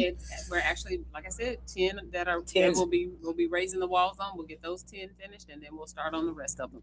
But I'm telling you, and it's our first adventure into 2-story single family homes. Okay. Come Okay, on there you now. go. Moving on up. That's gonna be So how many square exciting. feet are these homes? A lot of them are between 1,100 square feet. Yeah, That's good. but still, That's yeah, good. living space at the bottom. Yeah, I love it. I'm thinking. So it's gonna you be guys are great. coming in next week, Yes. right? Yes. And so what are we going to talk about next week? Do you know yet? I don't know yet. Okay. Yeah, Okay. keep But that- they'll be y'all in next stay week. So locked they're in. going to be in every week for the next 4 weeks, talking to us about something that is going to impact. So if you have someone out there who is looking for a home and looking for to make that next step on generational wealth, Yes. and what we're talking about today is generational impact. Yes. Then, make sure that you tune in on next week. We will figure out what day next week Habitat is going to be back in the building, and we will make sure that we let you guys know so that you can share the information and let everybody know who needs to get a home that they should be listening and tuning in. And you got a lot of fans. Vicky said, awesome work, Cassandra. What a blessing you are. Then somebody said, awesome job, Soror in the building. And then somebody, Sonny, said, doing great work. So, Cassandra, we love you here on the Community Wake Up Morning Show. Yes. Have a enjoy the rest of your day. And we'll Yes. see you on next week. Yes. All right, y'all stay locked in Community Wake Up Morning Show. We got another special guest live in studio. She got some Yes. shoes on. They shining. But you're going to have to wait because she coming up next. Community Wake Up Morning Show with Charles and Damali. we're going to be right back, y'all. Y'all stay Yes. locked in. The 36th Street North Event Center is proud to kick off another great season of social gatherings with family and friends. And no matter what the size of your next event, the 36th Street North Event Center has you covered. From event decor to live DJs, even catering, and a world-class sound and lighting system, 36th Street North has your event covered. We offer a state-of-the-art event booking and planning process from start to finish. And whether you're hosting 100 or 1,000, 36th Street North Event Center is the premier event center of North Tulsa, located at 1125 East 36th Street North. Share the experience at 36th Street North Event Center and see why we are the #1 choice for upscale events. From weddings to birthdays, corporate functions, holiday parties, and so much more. Visit us today at 36theventcenter.com or call and reserve your spot at 918-200-9046. EduRec is the place where education and recreation meets. At EduRec, we have a host of programs such as Spring Break Camp, Summer Camp, and After School. It's located at 5424 North Madison Avenue. To donate, sponsor, or volunteer for any of our programs at EduRec, go to edurectulsa.com. Call EduRec today at 918-430-3947. And you can also visit us on any of our social media platforms at EduRec Tulsa. EduRec Tulsa, where education and recreation meet. EduRec is the place where education and recreation meets. At EduRec, we have a host of programs such as Spring Break Camp, Summer Camp, and After School. It's located at 5424 North Madison Avenue. To donate, sponsor, or volunteer for any of our programs at EduRec, go to edurectulsa.com. Call EduRec today at 918-430-3947. And you can also visit us on any of our social media platforms at EduRec Tulsa. EduRec Tulsa, where education and recreation meet. Are you or someone you know just as involved? Are you or someone you know in need of support services? Don't worry, Fitting Back In got you covered. We offer life skill workshops, career development, job search, substance abuse counseling, and more. We are located at 2121 North Harvard Avenue, Tulsa, Oklahoma, 74115. Give us a call at 918-592-3500 Follow us at Fitting Back In Tulsa. Also, visit us on our website for services at www.fittingbackininc.org. Our services are available only in Tulsa County. You know what? It's really not that bad being up at 5 a.m. Damali, you know what? You're absolutely right. The only thing better is we on 5 days a week. 7 a.m. to 9 a.m. It's the Community Wake Up, our brand new morning show. Right here on NYCU.FM. And simulcast on KBOB 89.9 FM. We got your Black History Trivia. We got your medical report. Don't forget the police report. Your local, national, and international news. Always the latest on upcoming events. The Divine Nine and HBCU check-ins. And most importantly, we can't do it without you. And make sure you join us each and every day. It's the Community Wake Up with Charles and Damali.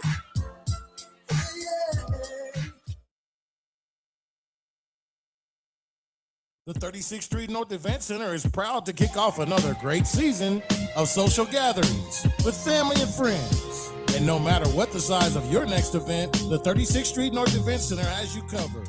From event decor to live DJs, even catering, and a world-class sound and lighting system, 36th Street North has your event covered. We offer a state-of-the-art event booking and planning process from start to finish. And whether you're hosting 100 or 1,000, 36th Street North Event Center is the premier event center of North Tulsa, located at 1125 East 36th Street North. Share the experience at 36th Street North Event Center and see why we are the number one choice for upscale events. From weddings to birthdays, corporate functions, holiday parties, and so much more. Visit us today at 36theventcenter.com or call and reserve your spot at 918-200-9046. This is what mornings are supposed to sound like. Good morning, Charles. What's up, Damali? It's the Community Wake Up. And keeping you connected. Hey, we on. Real talk. Everybody's up and at it. More action. All the time. From 7 a.m. to 9 a.m. It's the Community Wake Up. Weekdays. With Charles and Damali. Make sure you tune in.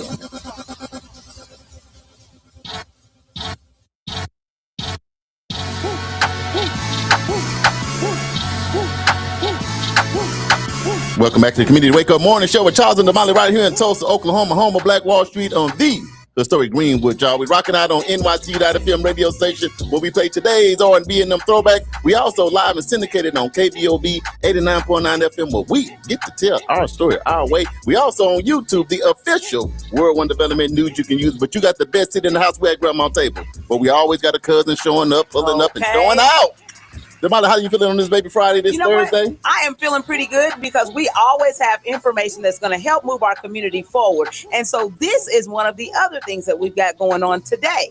So you know that District 1 is fire in the city. It is. District 1, we got it going on. And I think this is probably the first time that I can remember where there's this much excitement and this much, conversation about this District 1 seat.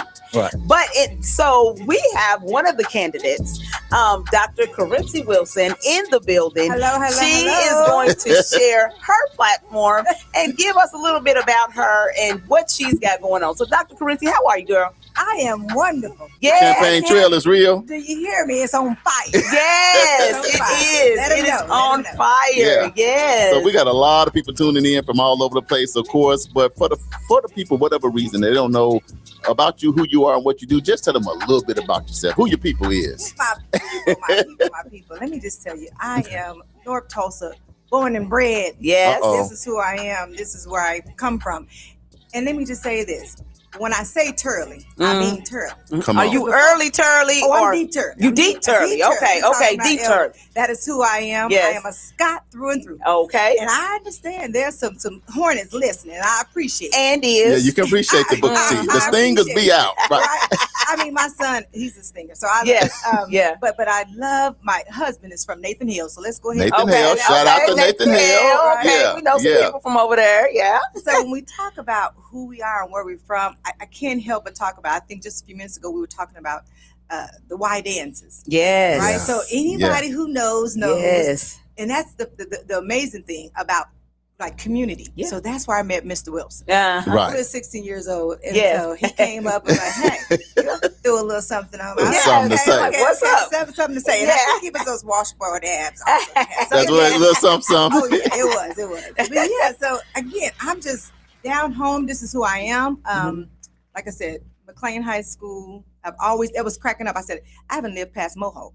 But the thing is about making sure that we all have an experience that's beyond our world. Yeah. Right. Beyond Yes. our borders of Oklahoma and North Tulsa. Right. And that's who I am. That's what I'm about. And so I have kind of traveled the world, if you will. But I always come back home. Yes. Because home is where we're to serve. Right. Home is where we're supposed to make an impact. And so through community collaboration and change, Okay. see through movement, that is what I am about. And that's Yes. why I'm here. Yes, absolutely, absolutely. So District 1 right now has been making some great strides. Yes. What inspired you to want to be to run in this race this year? Yeah. Well, interestingly enough, I've been wanting to run for about 14, 15 years. Oh wow. Man. Have been wanting to, like, immediately when I finished my doctorate, I was like, oh yes, I'm ready. But I was also an administrator. Oh, And so Okay. you can't work from 8 to 8. yeah. Right? Working on the weekends. Because when I say a servant leader, if my staff was working, I was working. That's right. And so again, while I may have the desire, I didn't have the capacity. Mm-hmm. And so most recently, I've moved back to a full-time faculty position at Tulsa Community College. Shout out. Shout out. TCC. Okay. When do they I start went to back? TCC. We start back on Monday. On Monday. On Monday. Faculty have returned today. Well, we returned yesterday. Okay. So, And so we are working meetings and all of those things. But what I love is about being able to show up in the classroom where students look like me, see me in the classroom. Right. Because oftentimes in higher ed, they don't, right? It's a very small number. And so I take very much pride in being able to go back to the classroom and being able to serve and engage our students. So I'm a advisor for African American Student Association. Okay. So it's more than just being in the classroom. It's service outside the classroom. Right. It's service to our community. And so not just sitting on the Beyond Apology Commission for the city, Yes. reparations. And so we're talking about recommendations to the city Right. to make inroads, right? We're talking about repair. So Right. not just doing that, I've served on many boards throughout the city of Tulsa, whether you're talking about Big Brothers, Big Sisters, Teach Not Punish, OCCJ. So I've used my talents to go back and make impact on organizations who are serving our community, Yes. youth services of Tulsa. Yeah. But more importantly, what I pride myself on, and that is serving as a mentor to young women, right. Yes. young women Right. who are Reaching back. reaching Yeah. back. As you grow. It is a responsibility. I would never forget growing up. My mom would, so when I was a senior in high school doing all these different things, little neighbors would come by and be like, Miss Ruby, what is Corinthi doing? And, she was saying, they are watching you. And I was like, I Man, didn't take it. I didn't like, appreciate why it. they watching then. me? Yeah. Right. I'm like, what they want? What they want? What are these little kids? Right. And they would always come by, because my mom would always do flower in the garden. They would always come and ask. And then she said, Corinthi, you never know who's watching. I say that all the And time. so Mhm. when she said that, she said, you need to be an example for others to follow. And so from that moment, I knew I have a responsibility Mhm. to serve. And so whether it's NAACP youth group or whether Right. it was, serving on the youth usher board and, Yes. and the usher board and, for Everybody got to be an 35 years. usher. Yes. That's like a rite of passage. Okay. Do you hear me? Listen, I got my white gloves right now. With the Don't white- make me pull them out. Do you hear me? You got those white stockings. I'm so glad. Listen. Metropolitan, and we were able to start wearing pants. I got Right. so excited. You don't understand. But it's about giving service where you are and Yes. lean into the lane that you have. Mhm. So whether it's a custodian or whether it's a person who is like my mom, she was a housekeeper, but she was a bluebird leader. She was a usher board, captain and president of at the church. You lead where you're planted. And Yeah, that's it. that has taken me really my foundation, and why I believe is at this time that I have the capacity to serve, to bring in my understanding of policy, Mhm. of ordinance, and of a collaboration. I Mhm. mean, to be in some of the rooms that I've been in, Oh, and I've been man. the only one that looks like me. Mhm. You have to be able to find commonalities, but also understand where there's going to be no negotiation. Right. Right. Right. And so I've been able to do that pretty successfully. Mhm. So I'm ready to take that to City Hall. Let me ask y'all this, because I love it when I get in and run. And what I love about this, you got McLean and Booker T, right? Yes. our theme today is generational impact. Ooh, come on. You know, you've been making generational impact already. Yes. This may be adding to that. You have as well. But I'm gonna ask when I run into like people like the both of you, y'all can live anywhere and do anything Come on. because of your background, Come on. because of what you can do. But what makes y'all say, no, I was born here, I was raised here. Instead of me going to LA, New York, or in another country, I'm gonna stay here and make my impact. What does it mean to both of you to do that? Oh, hey, you know, you just hit it hard. You hit it hard. And let me say this really quickly. And Damali, I want you, because I know we're going to tag team on this. Right. Because I would never forget, and I don't, maybe it's my own experience, but I'll never forget when we went to NSU, my husband and I, it was an idea, you move south, right? You move south or you move out of Tulsa. Yeah. Right. And we did. For 3 years, we lived out south. We had a condo. We would, living our lives. And then my husband was like, it's time to buy. Well, let me back up. We have our son. Yeah. Let me be honest. Hey, we in full transparency. That's what you're going to get with me. Yeah. So it wasn't like the idea of, you get married and you have a child. No, we had Julius. Julius is in the building. Yeah. Julius is in the building, right with us, right? But Julius, our son, he's a special education teacher, so he makes us so proud. Yeah. But so we had our son. Then he said, he was a principal at Elcott Elementary School. And he said, we're going to go move in our community where I serve. Yes. And where we serve. Yeah. And so we went straight north. We went to Mohawk. Yeah. We haven't left. So we're talking about 30 years later, 29 years later, we have lived in Mohawk. So out of the 54 years, let me just say it. 54 right. years. Shout out to that's looking what good I'm at saying. 54. Looking good. Right? Look, I already done went over years. why y'all don't age here. I already done talked about that. I'm looking, I nobody know shows that. me where the Fountain of Youth is. Nobody give me the snacks y'all eat, but that's all right. Listen, it's hidden in the north. Is that the backside of the north? I'm gonna get with your husband. He'll tell me. He'll give me a gym or two. Like, somebody tell me how y'all keep this. Everybody looking 25 and 30, and then you say I'm 54, and like, y'all, nobody believe that. I'm so committed. But for 3 years, I lived south, but we didn't talk to our neighbors. Yes. We didn't engage, and so. I mean, you would be like, go. If there was a house, literally, it was like a house fire kind of going on. I'm knocking on doors. Hey, come on, it's time to get out, and no one came to the door. And I was just like, no, this is not where we're going to raise our son. Yeah. And so we've lived north. So out of 54 years, only 3 we live south. Yes. But we made a conscious effort, and so people, our friends, I'm sure like Damali have said, hey, why don't you live somewhere else? Why don't you live south, Bixby or somewhere? And we're like, no, because we know the impact of seeing individuals who you aspire to be, Right. who look like you. Yeah. When I was coming up, I'm sure when Damali was coming up, you saw your teachers, you saw your pastor, you saw community at the grocery store, Right. you saw them at church, you saw them in different places. And that's why the kids couldn't show out. Yeah. That's why you So couldn't. the worst thing for me was when we had teachers that was my mama's teacher. Oh man, like, yeah. See, I know your mama. I Like, know how you kill me now. It's like, oh my God. But that's a good conscious move because I went to Langston and graduated in 2000. So I've been here for 26 years. And when I got here, I lived out south, of course. And then living out south, this is all you hear. Don't go north. Don't go north. I don't even know what north is, but I'm like, there's some black people out south, but where the black people at? Because you know when you're on black side of town.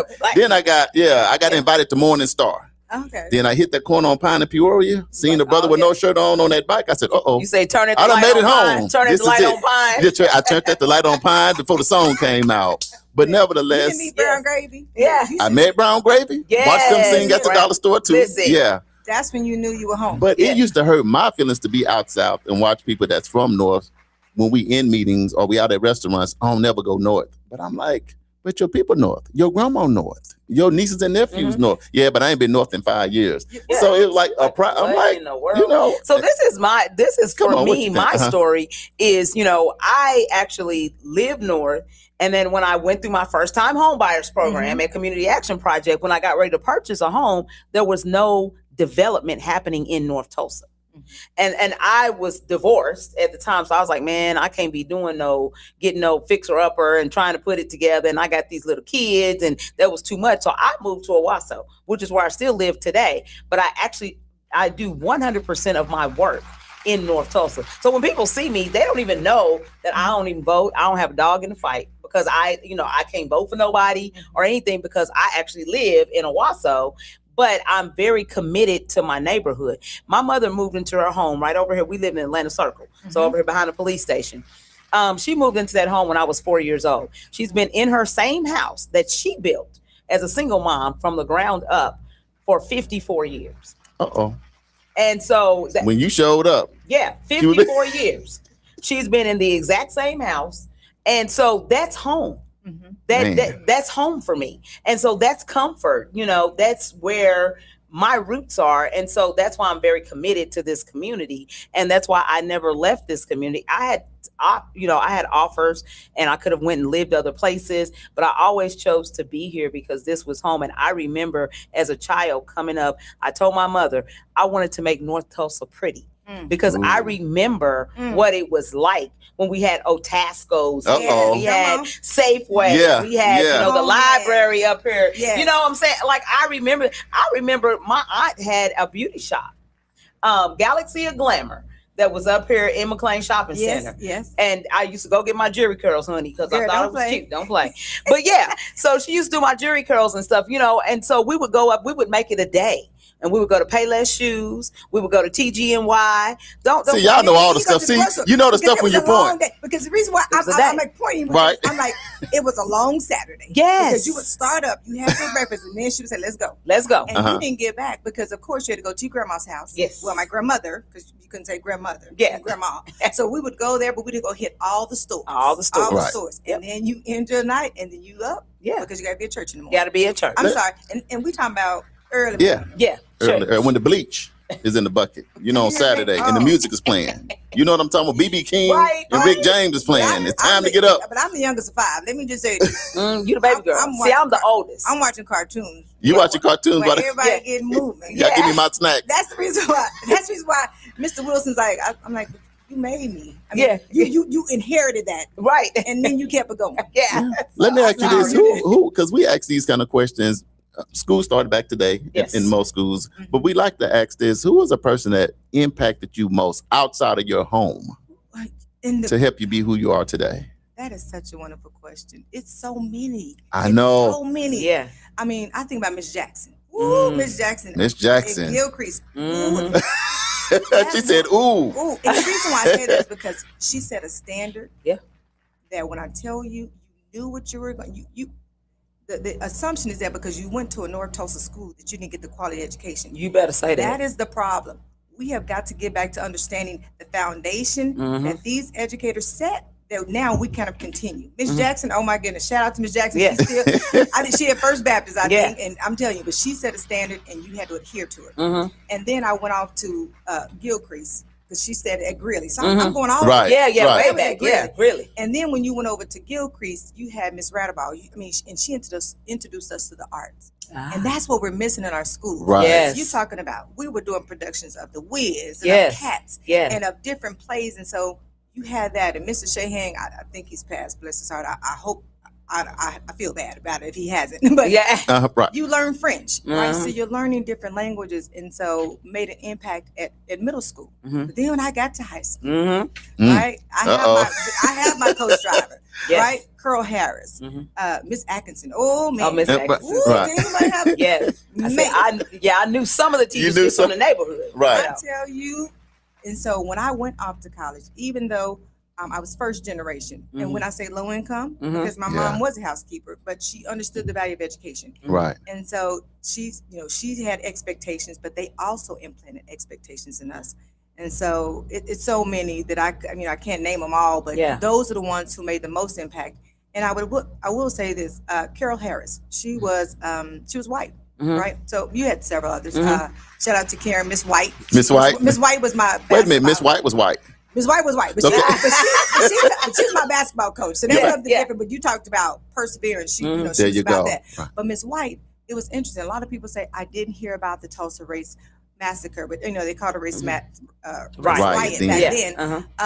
But she taught every year. I had it for 4 years, and we talked about the 1921 race riot at the time. We talked about eyes on the prize and civic engagement, and you had to have a responsibility to serve. So it was like nothing to say, yes, I would do student government, I would do class leadership, I would serve in whatever capacity.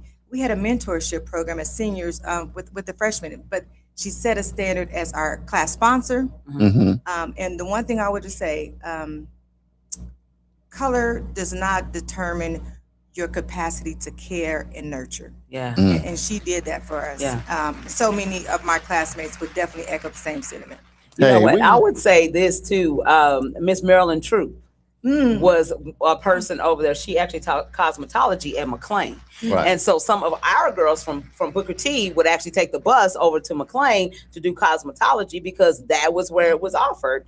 And so she was one of the people that I looked up to, even though she was over at McLean. So people try to make it seem like we had this big rival, but really we was all I think see what I think happened is y'all compete on the basketball court and on That's the football right. field, but And then that's y'all leave right. and go And on get the married. track And on the track. Then go get married because we done had a lot of weddings here.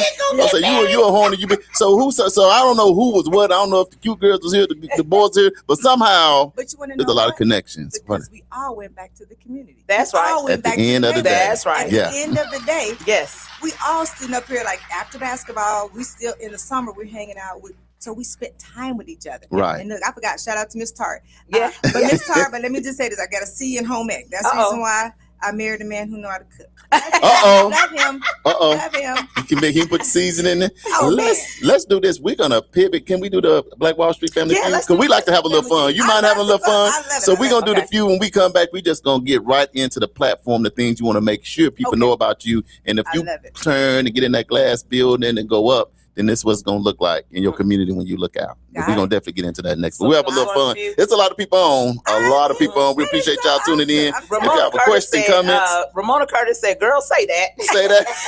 On fire, on Our fire. AI person. Yes. You hear me? All right. Okay, so we're going to go ahead and do our Black Wall Street Family Feud. I don't know if you Okay. watched the show, but this is very fun. You I can love it. never figure out what the answers are because I'm going to tell you why here in just a second. Okay. So Black Wall Street Family Feud, this is the generational impact edition. Okay. Okay, so today's theme is generational impact because the greatest investments aren't just for today, they're for tomorrow. So I surveyed 100 people. Okay. I asked 100 people these 3 questions and the bonus question.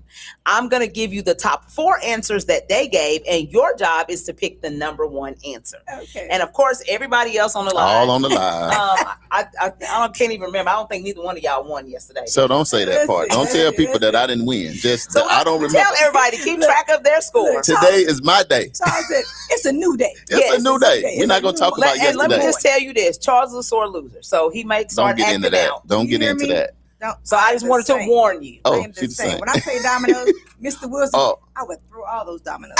Dominoes, okay, let me find out. You hear me?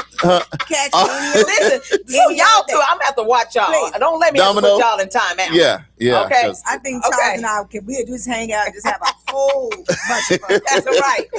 Because life is too short. Yes. Let me say this. It Life is. is too short. It is. To be angry and to be sad and mad. Yeah. I'm telling you, Right. that's Yeah. not my vibe. And Yeah. if you think it's gonna be my vibe, Yeah, then you're that's wrong, not huh? my vibe. Yeah. I'm just Right. letting you know. Right. Okay, so here we go with question number 1. No, I got to tell you, so you can't Google this stuff. You can't look that's for. See, I followed Damali yesterday because I didn't know what she was going to be up to. So she went around by your campaign trail, and as you knocked on the door, she came behind and knocked behind you and asked the people Well, I these love 25 it. questions. I love it. Then she left there and she went up to City Hall, up on the glass building, looking, and she was asking people that City Hall stuff. But then her final stop was on Black Wall Street by the bridge with the Okay. motorcycle club and the car club and jack people. So that's the lens that she operating from. Well, as long as So- we got O'Brien parking, and I'm cool with that. Oh, As long as okay. O'Brien parking there, we can Yes. work. I'm just saying, that's where we're gonna go. Let's do it. Let's go. Do it. Make it happen. Okay, so here we go with question number 1. Remember, this is the generational impact edition. Okay. So that's the lens that we're looking from, okay? Okay. Question number 1. Name something people hope to have for the next generation.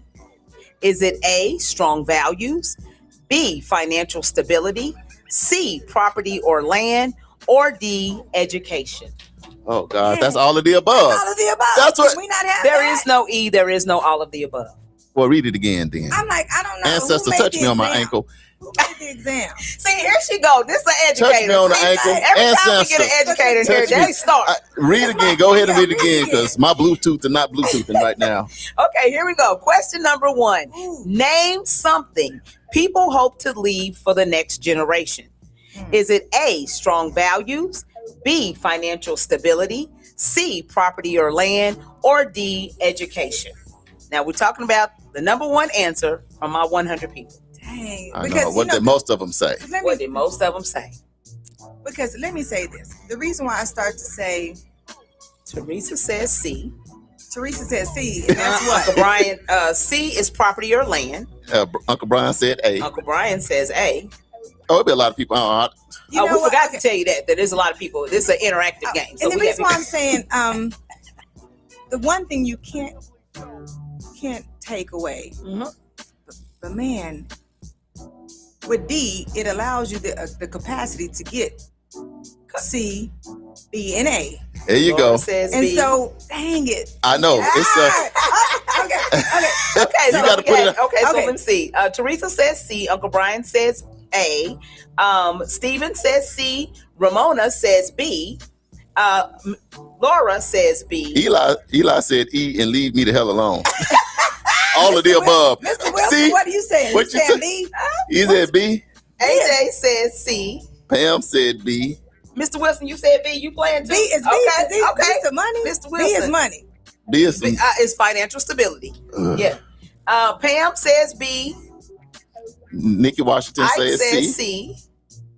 Oh yeah, this I is. say okay. I'm gonna say C, but Okay. let me say this: I'm gonna say C, but you gotta be smart because if you don't have an education, then you can Ain't lose nothing C. going on. Ain't Right. nothing.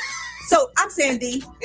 You going with I'm D? saying, let me educator girl. Just go I'm ahead saying and D. say 'Cause you know what? D. The reason why we perish for a lack of knowledge. Yes. And Right. let me say this. Let me just. I don't know. I may be wrong, but okay. Tell me the answer. Okay. I'm gonna Read tell you it. how I'm All gonna the logic. Wait a minute, Read it what's one your more answer? time. I'm gonna Okay. give you some logic. I got to be. Name something people hope to leave for the next generation. Is it A, strong values, B, financial stability, C, property or land, or D, education?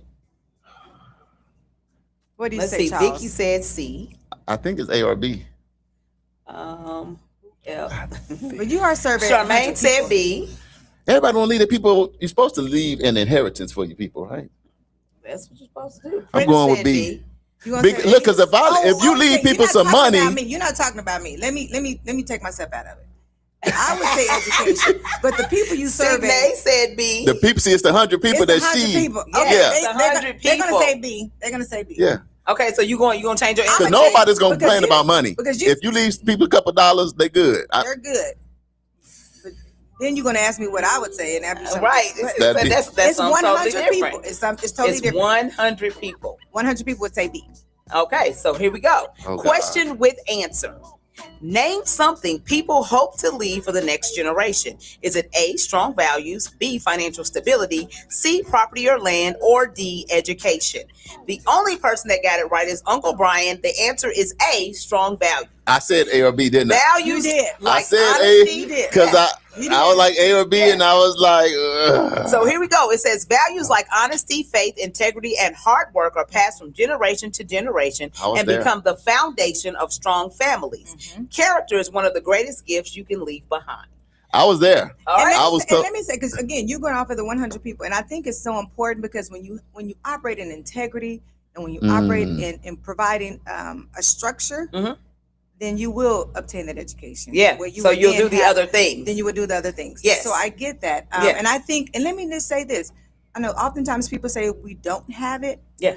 We do. We do. Mm, We do. It's in us. Yeah, Right. it is. We get Right. clouded by working too hard, Mm-hmm. by making them a minimum wage, or Mhm. having to work 2 jobs. Yeah. Where again, not understanding generational trauma, mm. and then That that's part. what that impacts. That prohibits us from being able to move forward. So Yeah. Yeah. I can get with that. Because there's Okay. not a wealth gap, there's an education gap. That Mhm. is. Yeah. If you can get the wisdom Yeah. on it, you can, you can get whatever you want. Don't hear me. Absolutely. Look, let I'm me still just- mad that I missed number one, but and- anyway, and the person who won, what was his name again? Uncle Brian. Uncle Brian. Uncle Brown. Look, 'cause But he's- Uncle he's Brian talking- was with Moses, and we identified that.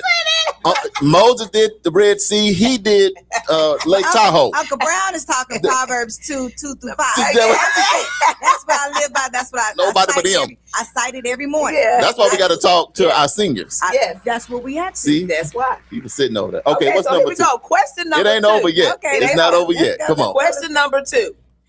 What investment has the power to benefit an entire community for years? Is it A, schools, B, small businesses, C, parks and community centers, or D, affordable housing? You see how crazy this is? That's the. Did you see? You see what I deal with? I'm with Eli. E for all of them. E for all of them. I know. I'm for. Can you got to Right. read that one more time? Because that's you need all of them. Question 2. What investment has the power to benefit an entire community for years? Is it A, schools, B, small businesses, C, parks and community centers, or D, affordable housing? And remember, that you're is looking businesses. for the number one answer. That's B. Okay, you're saying it's B. Charles says B. For generations. For generations. Generation. Impact. Laura says D. Ramona says A. What is A? You Is education. That's schools. Uh-huh. can't miss with I education. guess. Steven says But that's A. school, but it's not like education. There's a difference. Yeah. Right. Teresa Sounds like says That's what I'm A. saying. It's That's the problem. My husband say, "You just too smart for your own good." you got to analyze it. AJ You have says- another choice. I do that a little too much. Pearly says B. Oh, we got people from all over the country playing this game. So it's Pearly said B. Now B Yeah. is Pearly. what? B Small is business. small business. That's what I said. Because if you could create a lot of small businesses, Vicky says C. that's the Black Wall Street way. That you know what? That is the Black Wall Street way. You right about that? Right. Small business, because you want to know what I was. Because let me just say this: I was just at Billy Parker's farm garden just yesterday. Oh yeah. Yes. And let me tell you, Yeah. she was sharing knowledge, and you're talking about food, and you're talking about like if I have eggs and you have some honey. I mean, we got some chickens. Oh, we got a whole meal, right? Yes. We got some corn. And I'm hungry now too. I know. So You see, Eli says A. Schools. Who else? see, Who's up now here? is it schools or is Sunny it House. Sandra. Like, yeah. Says, Sandra says B. Yeah, I Tough say- one. They That all is a- matter. They That's what all- Pam said. Charmaine says A. No, I agree. Okay, so we didn't get that first one. They say We're gonna try this I again. have to go with my first mind because it depends on which one of my minds is working early. in the Pam morning. said tough one. They all matter. Right, they all matter. So Prentice says one more time with the answer choices. What investment has the power to benefit an entire community for years? Is it A, schools, B, small businesses, C, parks and community centers, or D, affordable housing? I'm gonna say B. You're going to say B, Yeah. small businesses. Okay. Corinne, see? What do you say, Charles?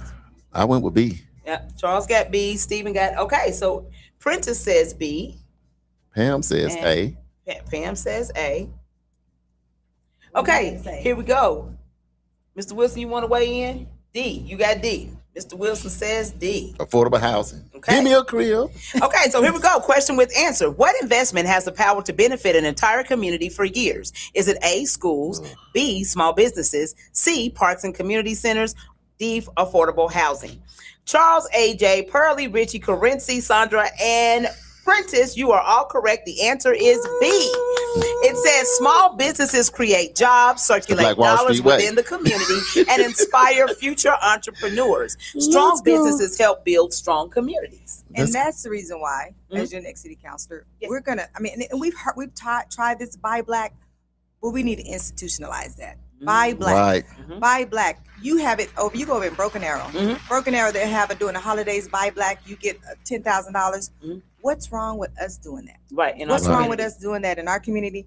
And then once we have, how much money is going to be circulating, Mhm. right? Whether it's 5,000, where it's 10,000, we need to do that. Yes. We need to institutionalize again buying black, buying North Tulsa, buying Yeah. District 1. Because if during Black Wall Street, if the money stayed in for a whole year Mhm. before it left without. the community and now it leaves in 30 seconds, That's a problem. then that's the It's problem. 15 seconds. Let's be 15, honest. half of Because that. When you think about your commute, and I'm gonna be perfectly transparent, when I commute and have to go out to 81st and 169, That's a road Mhm. trip.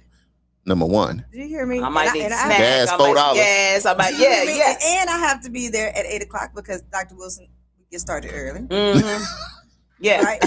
But on my way home, I'm gonna stop at the grocery store. Yeah. And so it has left my community. Mhm. And so when I'm thinking about eating, I mean, I come home, Right. right? But if I have to buy groceries or some staples Mhm. that are affordable, then I buy it somewhere else. Yeah. And so we have to start thinking about how we can circulate those dollars in our community. You know. Absolutely. All right. Question number 3. I'm 1-1. You 1-1. We won and one. We 1-1. Yes. Okay. Well, Okay. So, what's one thing every generation should pass down? Is it A, family history, B, life lessons, C, skills and knowledge, or D, faith? I ain't gonna put the Lord in there. They Now both you gonna say, bring Jesus. Mr. Wilson, what is wrong Like, with he them? said when she You said were saying Jesus, both did the same thing. Look, Can I say Nehemiah? Look, Can we preach on it? I ain't never going against Jesus. I'm in the book. Look in the book. I was thinking history, and then she I said say Jesus. I District said, 1, oh God. candidacy running for District 1. My brother Rodney Watkins said, I've been Yeah. studying Nehemiah. Yeah. Faith for me. Faith. I You don't say know Yeah. about somebody I else. don't know. Look, What, you say faith? I'm going with the Lord. Lord and the Lord. I was Look, today. sometimes that's all I got. Sometimes that's all I got. But read it again, just hold Tell on. us what everybody else is saying. Okay, so Ramona Curtis, Ramona? Mama Mayor says, she says D. The Lord. Yes, The Lord. Ramona. Teresa says A. Laura says D. D. Uncle Brian says A. That's what I was Brian thinking. said A. Uncle Yes. Brian said A. Pam says A. She said A all day. Okay. AJ says B. Mr. Wilson, what do you say? Richie says Said A. Jesus. Once the Lord came, it'll just be me and the Lord. You know what? Lord, I didn't go against you. At all. Look, me and Charles, Lord, it's me again. I was history to the Lord showed up. Let me tell you. Standing. I was like, but let me tell you, because the Lord has gotten me through. It's foundation. Let me tell you, Man. And Rodney Watkins, and he made it very plain. He said, "It's the blueprint is already there. You just got to follow it." Yes. That's it. So That's that's for it. me. All right. So Signe says A. Sandra says A. They all going to hell. Ramona said History. D. Need Lord. Ramona Prentice. said D, Lord. So Ramona didn't change some. She said D, Lord. Prentice says D. Who else got an answer? What you got over there, Stephen? What you say? Okay, you want to hear the answer? What's one thing every generation should pass down? Is it A, family history, B, life lessons, C, skills and knowledge, or D, faith? They all so close anyway, so you gotta go with the Lord. Eli said small E. Small E. Eli, ain't nobody playing with you. I'm with Eli. Yes. So A is family history, B is life lessons, C is skills and knowledge, and D is faith. Okay, you say C. Uncle Brian said I was with Moses when he parted the Red Sea. But Sandra said, but we are nothing. So faith. Okay, what you got? Ike says B. Okay, so here we go. Question with answer.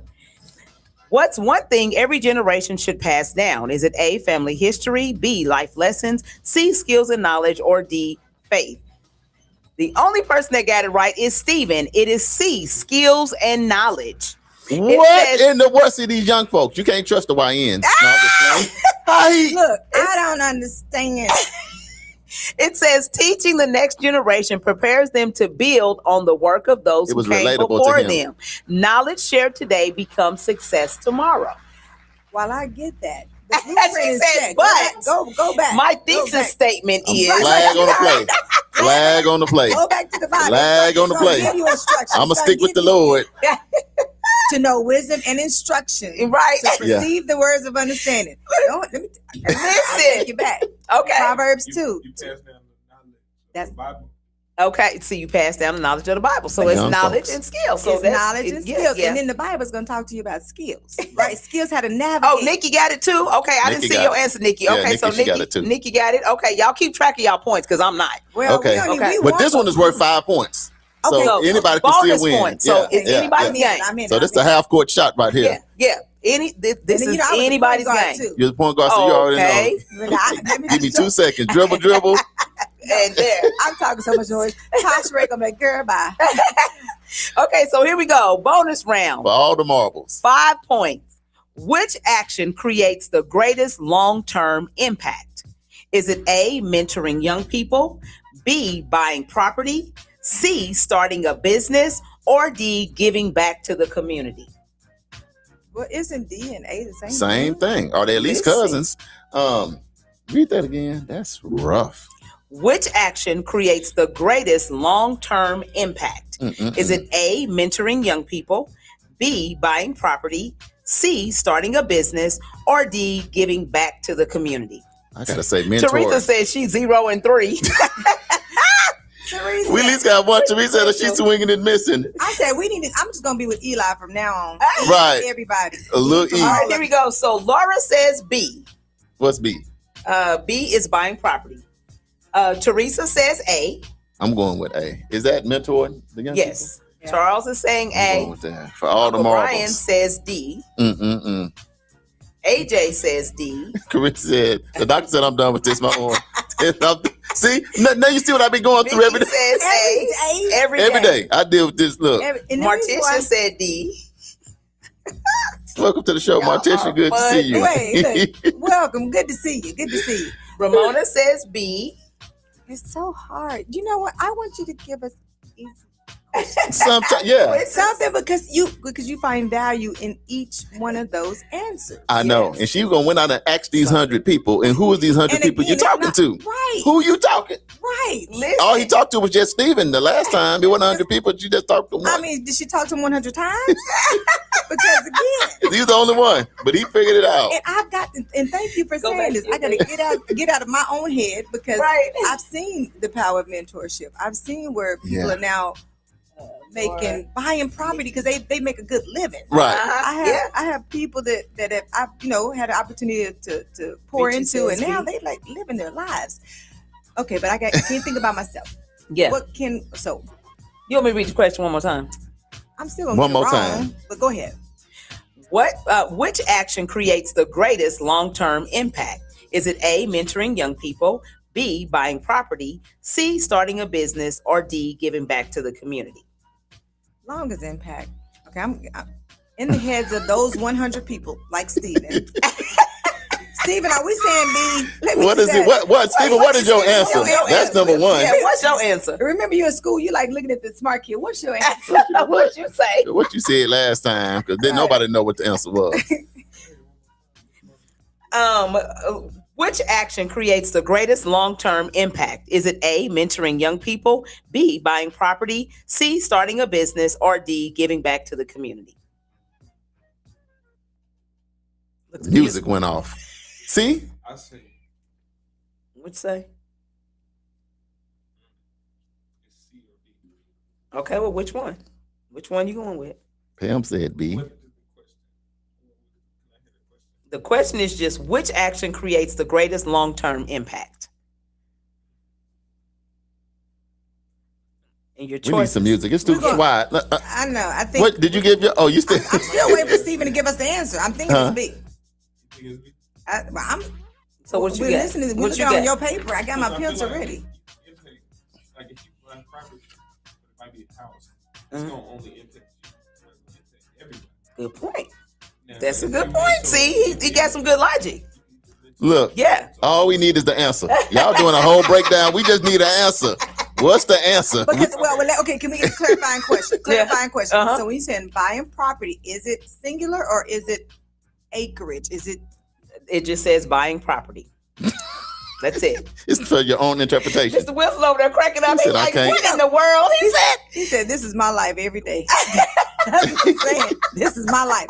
I'm like, let's break it down. What are you right. talking about? All right, so I'm going to read the question one more time. You got to give your answer quick. We're going with B. Which action You going with creates B? the greatest long-term impact? Is it A, mentoring young people, B, buying property, C, starting a business, or D, giving back to the community? Currency says B. What you got?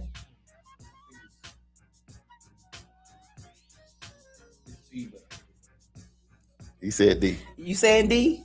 What you think is A? So what's the So answer? which one, D or A? Quick. He laughing. He's Steven, like, we can't cheat off your Yes. paper if you Yeah. don't know what you're gonna put. yeah, D or A? D is Look, we Yeah. got to go. What's the Yeah, answer, yeah, Damali? yeah. We ain't got the time. We can't stay on it for 5 minutes. Okay, he we said A. Okay, dang.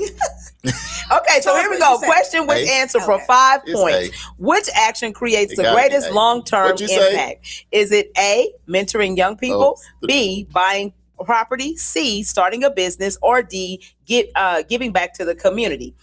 Stephen, Teresa, Charles, Vicky, and Angela, the answer is A, mentoring young people. It says when you invest in young people's futures, the investment can influence families, workplace. Look, she get mad. I said absolutely not. I know. Because I said A, and You did say A. You was rocking with. But then I said I had to get out of my head. And then, see. The first mind. Yeah, so it says helping one young person today can change many lives tomorrow. So the Black Wall Street connection is this. The visionaries of Black Wall Street thought beyond themselves. They built businesses that employed neighbors. Right. They established banks that financed dreams. They created schools that educated children. They invest in land, churches, and institutions that continued serving the community long after they were gone. Their work reminds us that the greatest legacy isn't what we leave to the next generation, it's what we leave for the next generation. They planted seeds that others are still benefiting from more than 100 years later. So the bigger message is this: generational impact starts with today's decisions. Every child you mentor, every lesson you teach, every business you support, every opportunity you create, every family you strengthen becomes part of a future that you may never see, but one that others will be grateful for.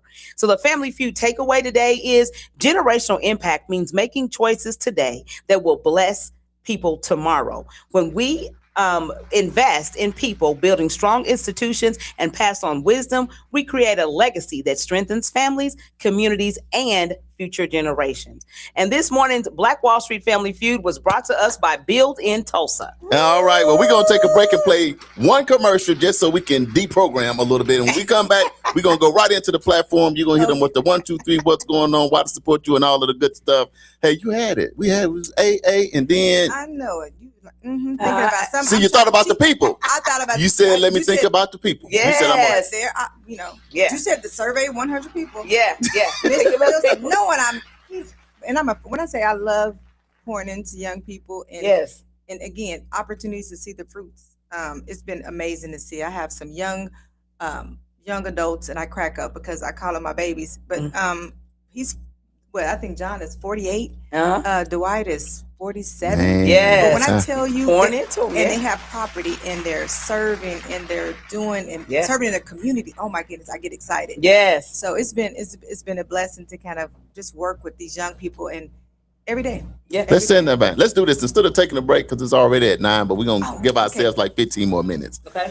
Dr. Carency Wilson, you are a candidate for District 1. Yes. It's a hot seat. It's a lot going on. Yes. But all these thousands of people listening in, give them your platform, why they need to rock with you, and where do they go to follow you, to support you, to do whatever it is you need the community to do. And thank you guys. Thank you so much for allowing me to be here. Because when I think about service, and that is who I am. That is what I'm about. And when I think about we call it the C3 movement. The C3 movement. Community, collaboration, and change. We're talking about investing in our people, having stable housing. We're talking about safe neighborhoods. This is the foundation that we have, and this is the foundation we're going to continue to build on. Yes. So one of the major programs, and I'm a firm believer in, if it's not broke, don't fix it. So, I mean, if it's not broke, let's do it. We know Learning with the Wrench is already at the city of Tulsa, but it's not in our community. Our children, remember PITC. I don't know about you, Damali. I remember in the summer you had those jobs, you had those opportunities to learn skills, Stephen, right? To learn trade. And so bringing that back home. Right. In the age of AI, our kids need opportunities to, and not everyone wants to, go to college. Right. But again, you think about pouring into individuals learning how to be HVAC, right? You think about electrician, you think about all these aviation programs. These are programs that are already existing that we need our children to tap into. And let me say this, when I'm laser focused, I'm laser focused, and I am going to bring that program to District 1. And when I talk about it, and I love the conversation about generational wealth, generational, legacy. And so keeping it in the family. That is so very important. We say legacy, housing, preservation. Just a minute ago, we had Masara, right? Talking about, home ownership. Yes. That is such a pivotal thing that we've been able to maintain. My husband and I, we bought a home at 25. We understand the importance of having land. and how we can pass it on for generation to generation. And so keeping it in the family, right? A deed transfer expo. So many of our seniors, so many of our community members don't know that process. Right. And again, it's very expensive. And so partnering with financial advisors, partnering with those who are legal entities who could help ensure that we can keep it in the family. Right. And then Right. thinking about our seniors need to be, if something happens to their lawn, we are having new development, economic development coming to our community. But again, if you're thinking about code enforcement, property tax going up, we need to be able to ensure that our seniors can keep it in the family. There you go. Keep Right. that property. And so being able to kind of provide support for property tax for our seniors or those on a fixed income. Getting the grass cut, Right. those are programs that we can kind of consolidate and coordinate to ensure we can keep it in the family. And I have been talking with our neighbors, talking with our seniors, and they're concerned about medication. They're concerned about quality of life. They're Right. concerned about opportunities of engagement. And so I think we need a Senior Citizens Affairs Commission. I think because, and I don't know, it's because maybe I'm a little bit older, right? Yeah. But having those thoughts about how you can improve your quality of life and having those practitioners, those individuals come across the city to see how we can partner and how we can meet the needs of our seniors. Because the one thing I think about my mother-in-law, she's 88, vibrant, but again, having community. Did you all know we have the hub in West Tulsa? It's called the Hub. Well, but they do a lot of other programming. But oh my goodness, they have some spicy seniors over there. They got them. They They got some spicy seniors. But we need opportunities like that all over, right?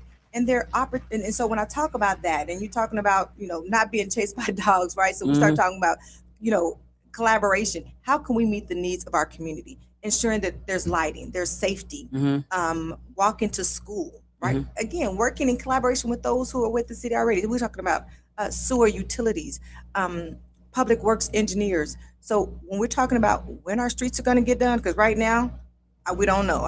We have construction everywhere, part of North Tulsa. And so how do we talk about that coordination and collaboration and making our residents aware of when it's happening, how it's happening, and again, holding the city accountable. And that's my responsibility, right? And so when I think about, dogs, I want to be able to walk my neighborhood. I don't know about you guys, but when you get exercise, I go to Riverside. But I would love to be able to walk my neighborhood with sidewalks without dogs chasing me, right? Right.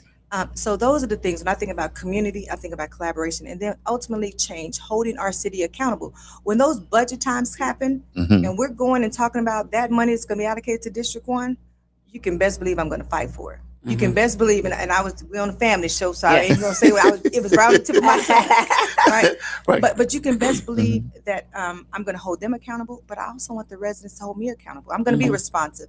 The great thing I would say about this whole process is that I've been able to talk to our neighbors, going to neighborhood associations, just finding, the spirit of who we are, visiting churches. I've had some of the best church, it's been amazing.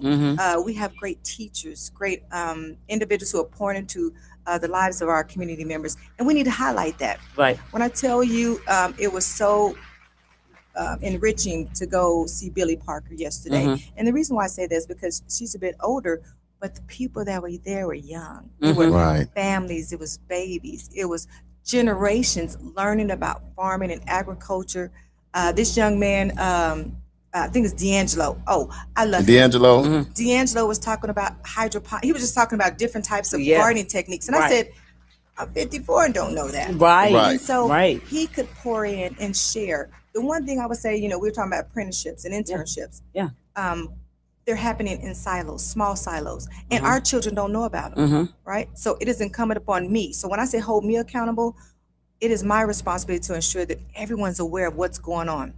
There's a CDBG, these community block grants. It's happening September 1st through September 1st and 2nd. There are workshops for up and coming nonprofit organizations who want to learn how to tap into the funding at the city. They're showing you the blueprint, but everyone doesn't know about it. So it's incumbent upon me to ensure when these opportunities come forth. When there's opportunities for our children to learn, for internships, apprenticeships. It is my responsibility to ensure we have sidewalks and to ensure when it's coming, how it's coming, and if it doesn't, and for me to be responsive if you have a concern. Yeah, let me ask this. What is the your greatest concern? Like when you go in a position, what would be the one thing you're like, man, that's my greatest concern about our community?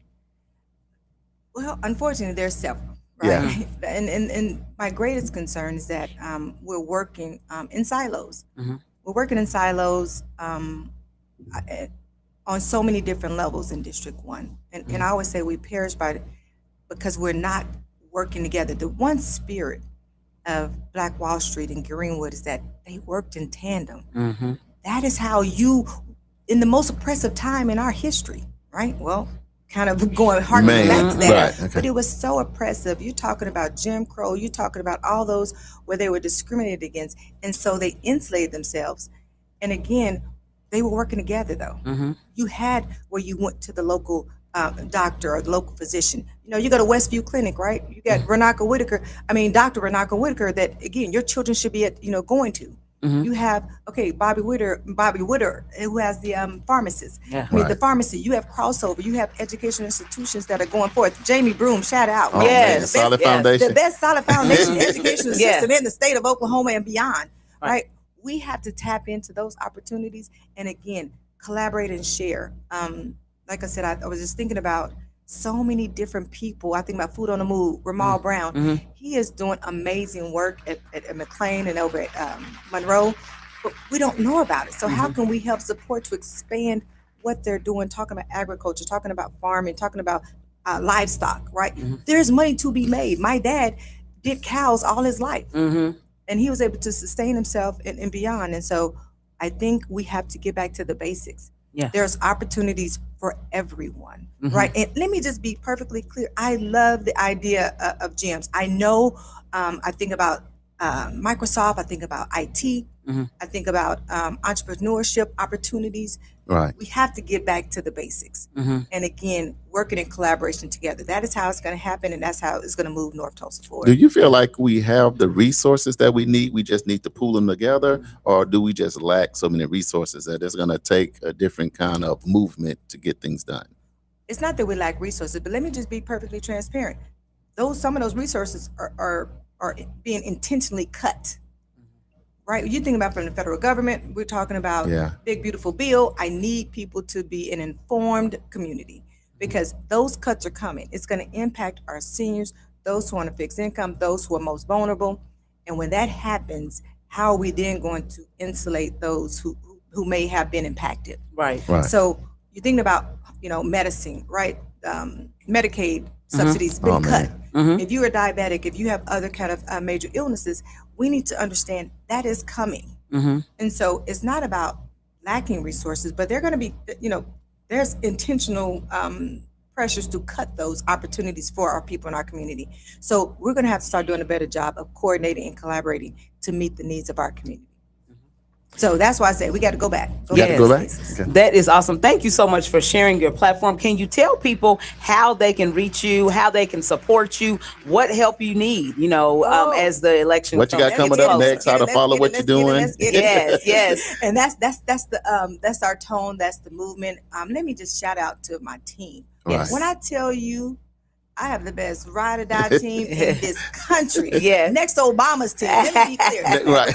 Because they have a heart to serve. They have been pouring into me spiritually, emotionally, being uplifting, in addition to doing the groundwork. Yes. So vote WilsonForTulsa.org. Vote WilsonForTulsa.org. You can sign up. You can join the C3 movement.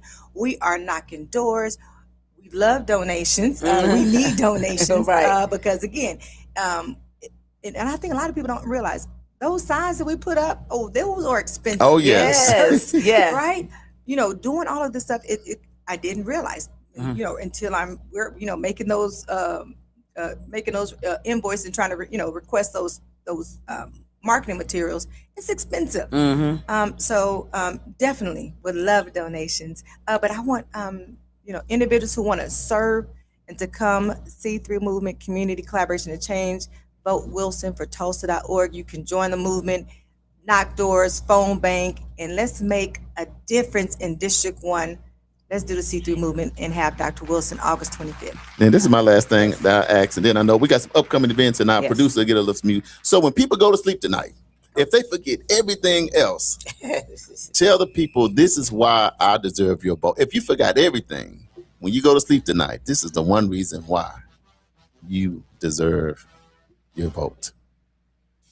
I deserve the vote for those in District 1, and even for those to inform those in District 1. Right. It's because everyone in District 1 deserves to be heard, deserves to be represented and respected. And I am going to do that with such passion and such commitment that in 2 years, you're going to have seen a difference in District 1.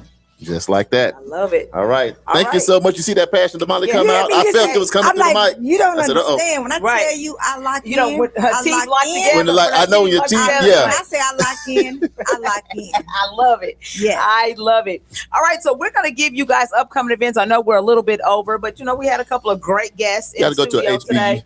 Yeah, Oh, y'all okay. all went to Yeah. NSU. Y'all all went to NSU. We're Yeah. all My in- money- I went to But Langston. my money went to Langston. Oh, see? Our money sent our son to Langston. The money center. see? They- Yeah, Look at that. So, look, Our money went to HBCU. okay, that's right. Let's go. Okay, so here we go. So tomorrow's show, Friday's theme is Leaving a Mark is our theme. Uh-oh. Leave your mark. Leaving a Mark.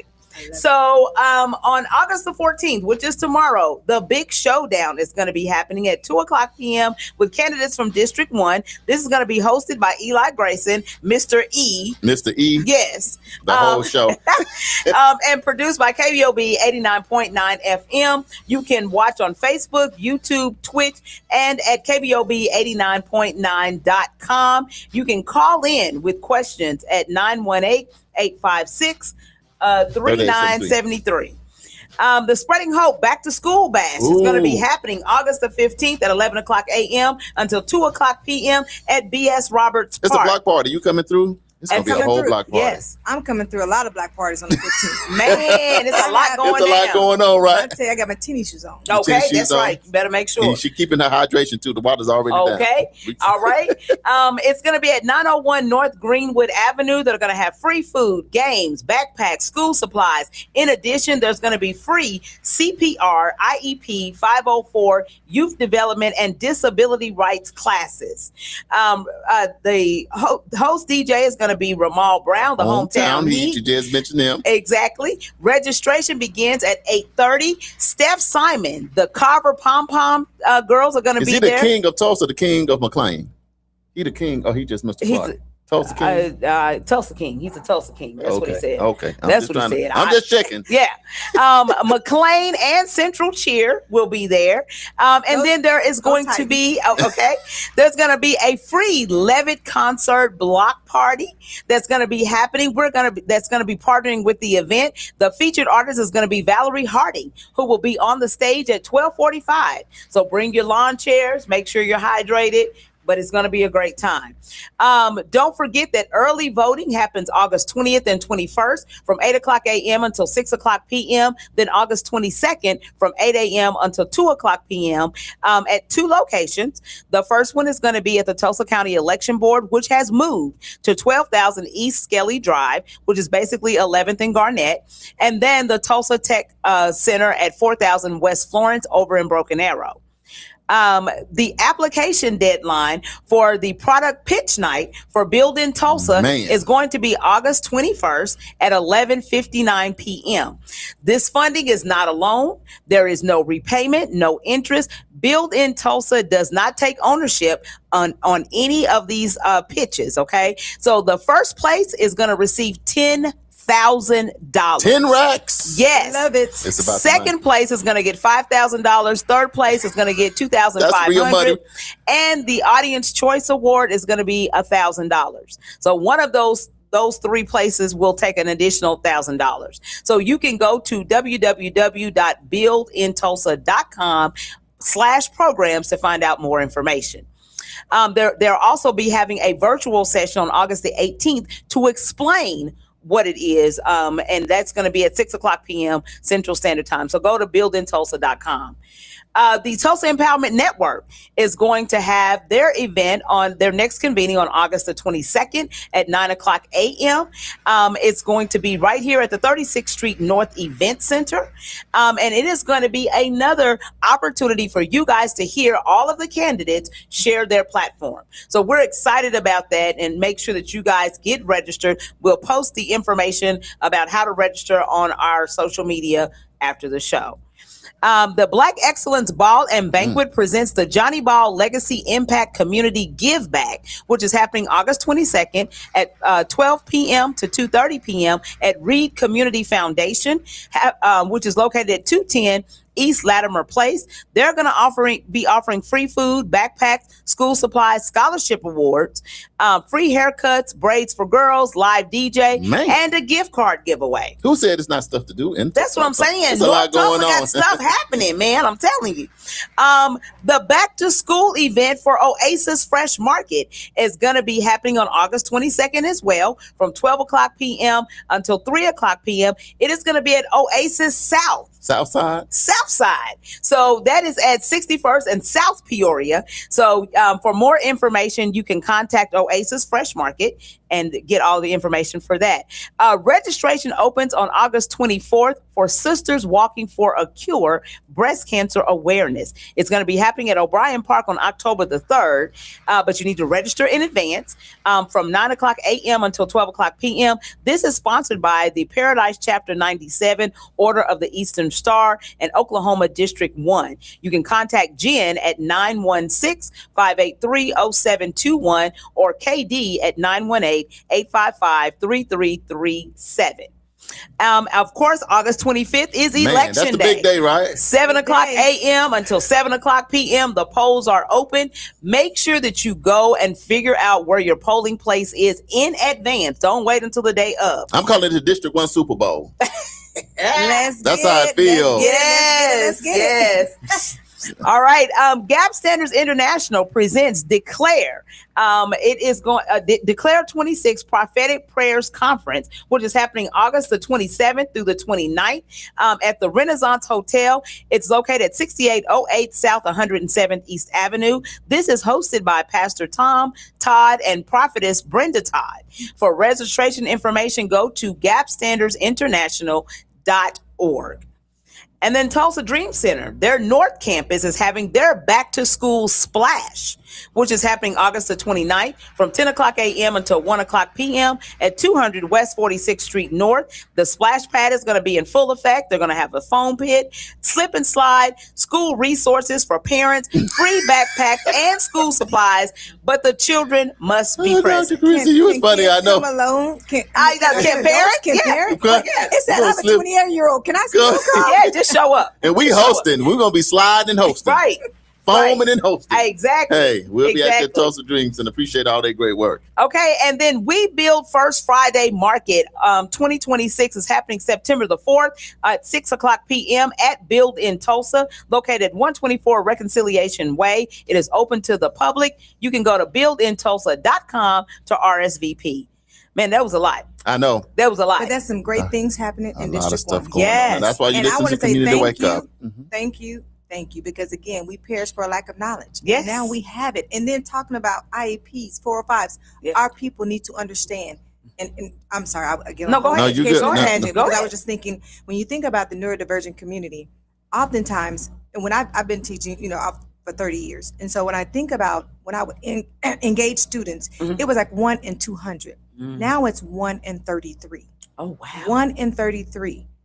Of our students are neurodivergent. So we have to be very intentional to ensure that we provide the educational support and resource that they need. Yeah. And so I am so excited about that opportunity because again, it can happen at school, but our parents need to understand it and then again, provide that support at the home and at school. So shout out to, look, go D1. Go D1. D1 for D1, right? Yes. There you go. Some of my conversations is talking about how we in D1 can support our people in D1, right? Yes, So yes. District 1. Yes. Let's do it. Many voices, one district. Absolutely, absolutely. So if you would like to advertise your events or business on the show, you can go to nycu.fm and submit a request. Somebody from our office will get back in contact with you. And as always, remember the views, thoughts, and opinions expressed on this program belong solely to the host and our guests, and not necessarily to this station, affiliate, organization, committee, or other group or individual associated with nycu.fm or KBOB 89.9 FM. All right, that's it. Miss Anita said, vote. Remember the name, Carinci Wilson. Anita D, that's what she said. All right, we got to That's my go. classmate.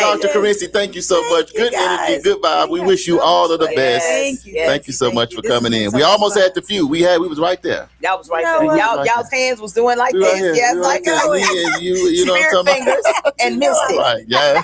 You have a blessed Thank day you so much. on this day. Community Wake Up Morning Show. I'm one of your hosts, Mr. Charles Hopper. And I'm Damali Wilson. Tomorrow's the weekend, baby. It's Yes. B9, HBC roll call, and all that good stuff. So make sure you tune in tomorrow. Y'all have a Absolutely. blessed day.